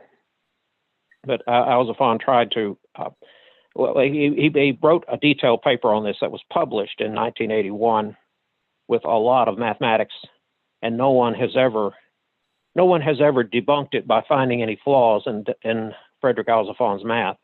Frederick Alzafan had a doctor's degree in mathematics and worked in the aerospace industries for most of his professional career, and he had a very long list of published papers. But this anti-gravity idea was kind of his pet dream. And David Alzafan in his books gives account after account of a UFO sighting where he says the Alzafan concept fits what was observed in the object. Because the one feature of Alzafan's idea is your idea of using microwaves to reduce the mass of an object. What it does ultimately is supposedly cancel out mass and inertia. So the object has no resistance to an imparted motion. But this process doesn't impart the motion. It doesn't give it a push. So there has to be this process for reducing mass, and then a separate drive of some kind to give it a push. So your object could be anti-gravity and still have to have a rocket or a jet somewhere. But since you've reduced mass to near zero or at zero or whatever, the rocket propulsion could be There he is. very small. Okay. And then David Alzafan, one of the chapters in one of his books, talked about the Socaroe UFO sighting, 1964, where that police officer saw this egg-shaped object landed near Socaroe, New Mexico. When the object took off, it had a rocket exhaust. But there's just not any way you could build a rocket that could propel something like that without it having to have some great big propellant tanks attached. And there was no such thing observed. It was just a big aluminum egg with some landing legs, and then this little rocket nozzle at the bottom. And supposedly it had two little people on board, but the rocket idea that it's just purely a rocket wouldn't work. But if you combine this with Alzafan's ideas about a process that reduces the mass, maybe not all the mass, but the mass of the enclosure of the object, the hull of it, to zero, then a relatively modest rocket system could give relatively spectacular results. And this is how Alzafon thought the UFOs worked, and David Alzafon has written these 2 books about it. Interesting. I just did a little search. I couldn't find David Alzafon's book. I only found this anti-gravity book by Tesla, Einstein, and Arthur C. Clarke. And a bunch of that's one of those I mentioned. David Hatcher Childress's Adventures Unlimited Press. That's where that's published. Gibson, Illinois, is where that comes from, and it's edited by David Hatcher Childress, right? I see. Who has all these essays from these people listed, and his own comments, and then his own introduction and his own ending to the book, and a lot of illustrations. And I enjoy David Hatcher Childress's work. I just wish that he had more. That he would have a little more, well, I mean, to me now, such things are superficial. I mean, are touching the surface and not going deep enough. I would love it if David Hatcher Childress and if David Hatcher Childress and David Alzafon could get together and collaborate, because David Alzafon, he's written some good books, but they don't get distributed or read enough or heard of enough, and David Hatcher Childress could help him with that. Yeah, maybe you should email him, tell him that. Yeah, well, yeah, of course, any of these personal interactions, I don't know these people, so but it's an idea that a collaborative, because the anti-gravity handbook, a lot of the information there is stuff we've seen on the internet a lot. If you've ever tried to research this on the internet, the essays in that book are found on the web mostly. If you have a computer, you can get most of that information for free and not have to buy the book. Mm-hmm. But of course, the book is to me. I love books. Mm-hmm. I love having paper book in my hand that I can open and leaf through. Me too. I'm just not comfortable with screens. They kind of do something to my eyes after a while. A book is somehow comforting. I guess I'm old-fashioned, really. I'm with you. I'm past a certain age where computers are still it is not second nature. It's a lot easier to read print than it is on a computer. I'll admit that too. Yes, for sure. I like books, real books, for sure.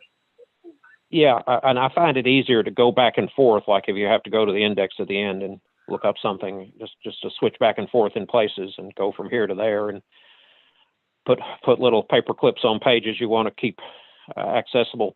Trying to do all that on a screen has always been a hassle for me, although some people find that very easy to do on screens. I should say that. I'm giving away my age here. Well, yeah. Yeah, I usually date myself too, but I'm a cheap date, so there you go. I usually date myself by saying stuff like that too. But yeah, interesting. So salt, huh? Some way of well, yeah, it goes back to it's really the thing about the salt is it's an analogous process. It gave him the idea. You know, you're getting rid of the heat energy of an object using magnetism. So Frederick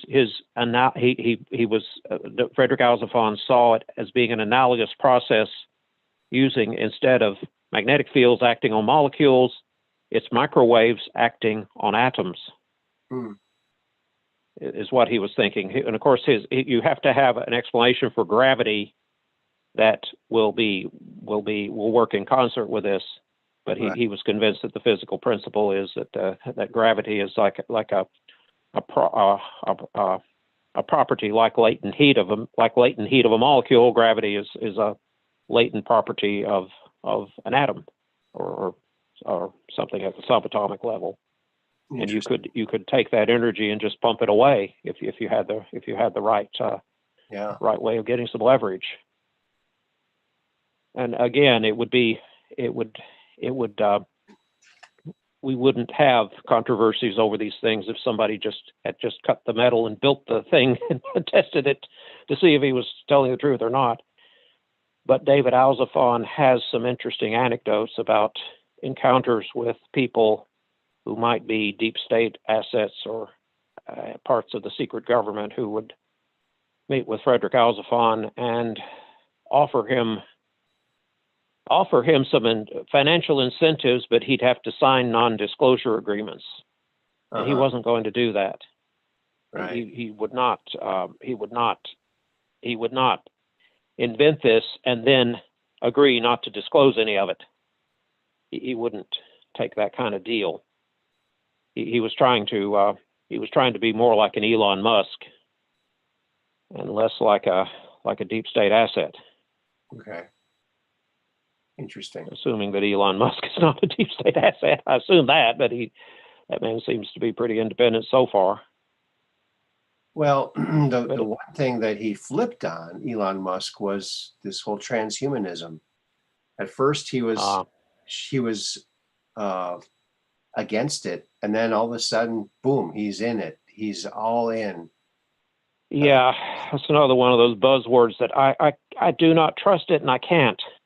No, I don't like the people associated with these concepts. I get squeamish. I get very uneasy about it. It's probably that you could say it's a lifetime of reading science fiction stories, which could be viewed as warnings against that kind of thing. Sure. I mean, that was a hilarious line in Big Bang Theory where Stewart, the comic book guy, he hears that the boys are going to cut open a meteorite, and Stewart has fits. You know, you spend a lifetime reading comic books, so you've been warned. So what's wrong with you? You haven't been paying attention? You don't cut open meteorites. Yeah. You don't do that. That's how the zombie apocalypse begins. Yeah. Right? The Blob. It was the warning coming from Stewart, the comic book guy. Yeah. Based on his lifetime of reading comic books. Of course. Well, the Blob. I mean, everyone remembers that, right? That came from a Yeah, that was based on a UFO case. Oh, really? Yeah, some kind of glowing glob fell down out of the sky in a park in Philadelphia, Pennsylvania. Huh. And it was witnessed by cops. Interesting. I've heard of UFOs dripping kind of a metallic glowing metal. I've heard that a lot too. There have been several cases. This is a part that complicates a discussion of how the propulsion works, because I'm not sure how this fits in with Alzafon's ideas or Max or Townsend Brown for that matter. But there was a case in South America where, there was the earliest, I guess, maybe not the earliest, but the earliest one to get a lot of publicity was that the Maury Island incident, which was, I believe, Maury Island. I'm trying to remember where that is now, but it's near Bremerton, Washington, I believe. It's near water. water. It's a seaport area on the Pacific Northwest, and I can't remember the city it's near, but it's near Maury water. Island. It's near water. Yeah, this man who was out this was in 1947, is one of the earliest UFO cases to get publicity in newspapers. A man was out in the harbor and saw these objects, these circular. These were not discs; they were donut shaped, and one of them seemed to be in trouble and was kind of coming down and wobbling, and that object suddenly emitted hot slag from the donut hole portion of the donut. Wow. And the slag fell on the man's boat and killed his dog. Oh, yeah, I remember that. Yes. Yeah. And then this object eventually climbs away, but after dropping all this junk, and it's just pieces of slag, like a rock slag or something. Now, this one got debunked. The debunkers say that it's just a hoax, and this so-called slag was just some kind of industrial leftover from a smelter somewhere, is how it's been explained away. But this, there was something on television where a TV crew, it might have been on the Ancient Aliens show, I can't remember. They went to Maury Island and filmed, imaged. You don't film anymore. I'm not finding the right words for this, but it's beautiful scenery around there. This was a park area now where this island is, and you could see Mount Rainier off in the distance. It's absolutely gorgeous scenery. I mean, it's like this thing could have been the Chamber of Commerce to attract tourists.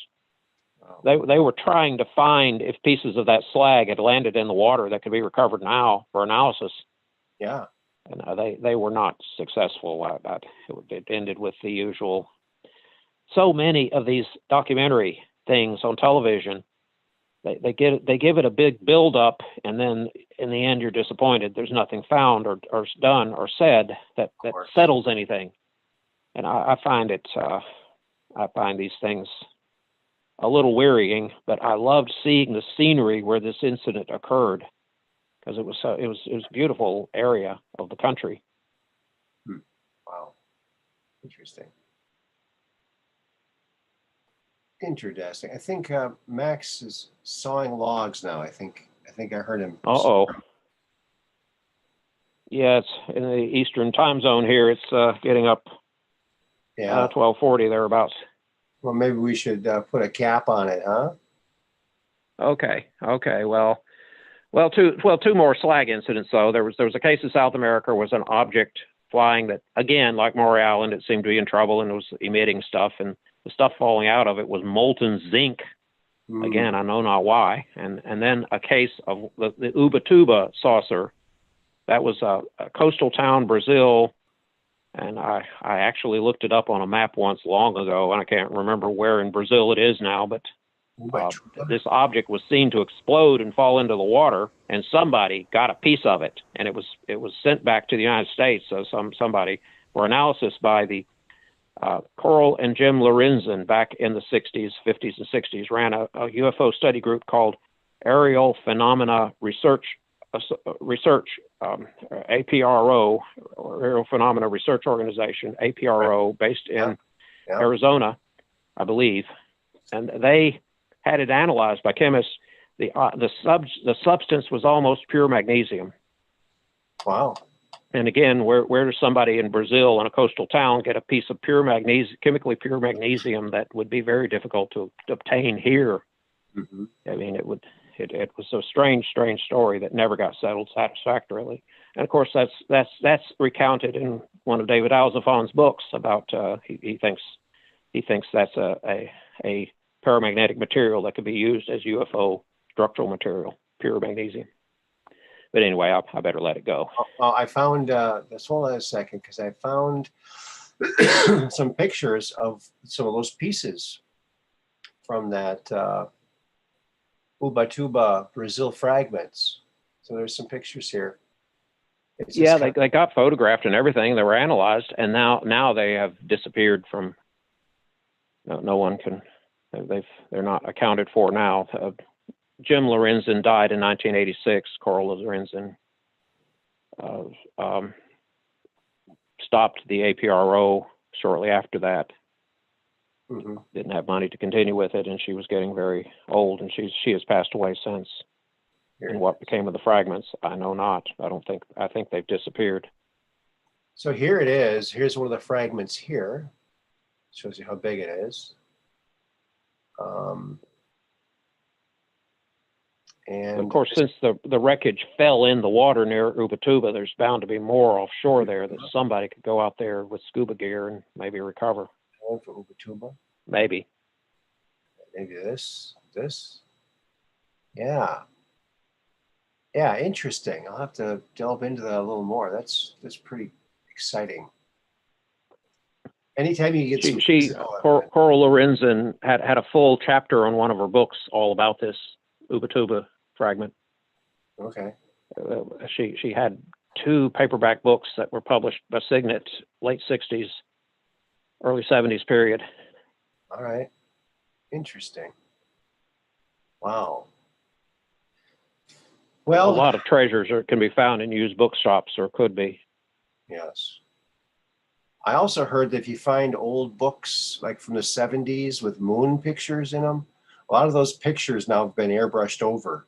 So you get the original one in the old books. Uh-huh. You might be able to find some stuff there. So that's a fun thing to look for. Mm-hmm, mm-hmm. Well, Sorry we couldn't bring you Bernie Mendez, although we did bring a little bit of him from 2012.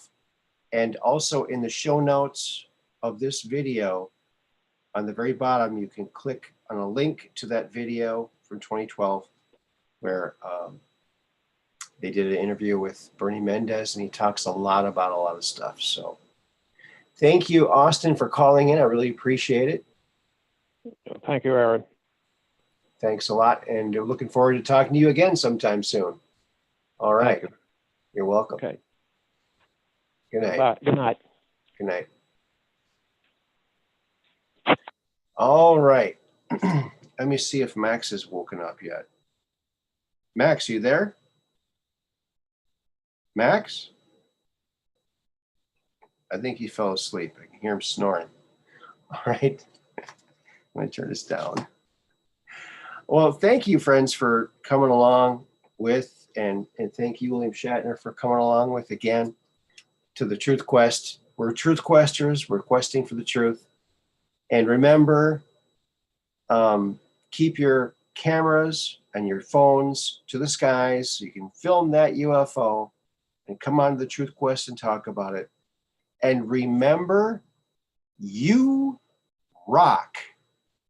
You do. You rock. Everybody here rocks. You guys rock. You rock.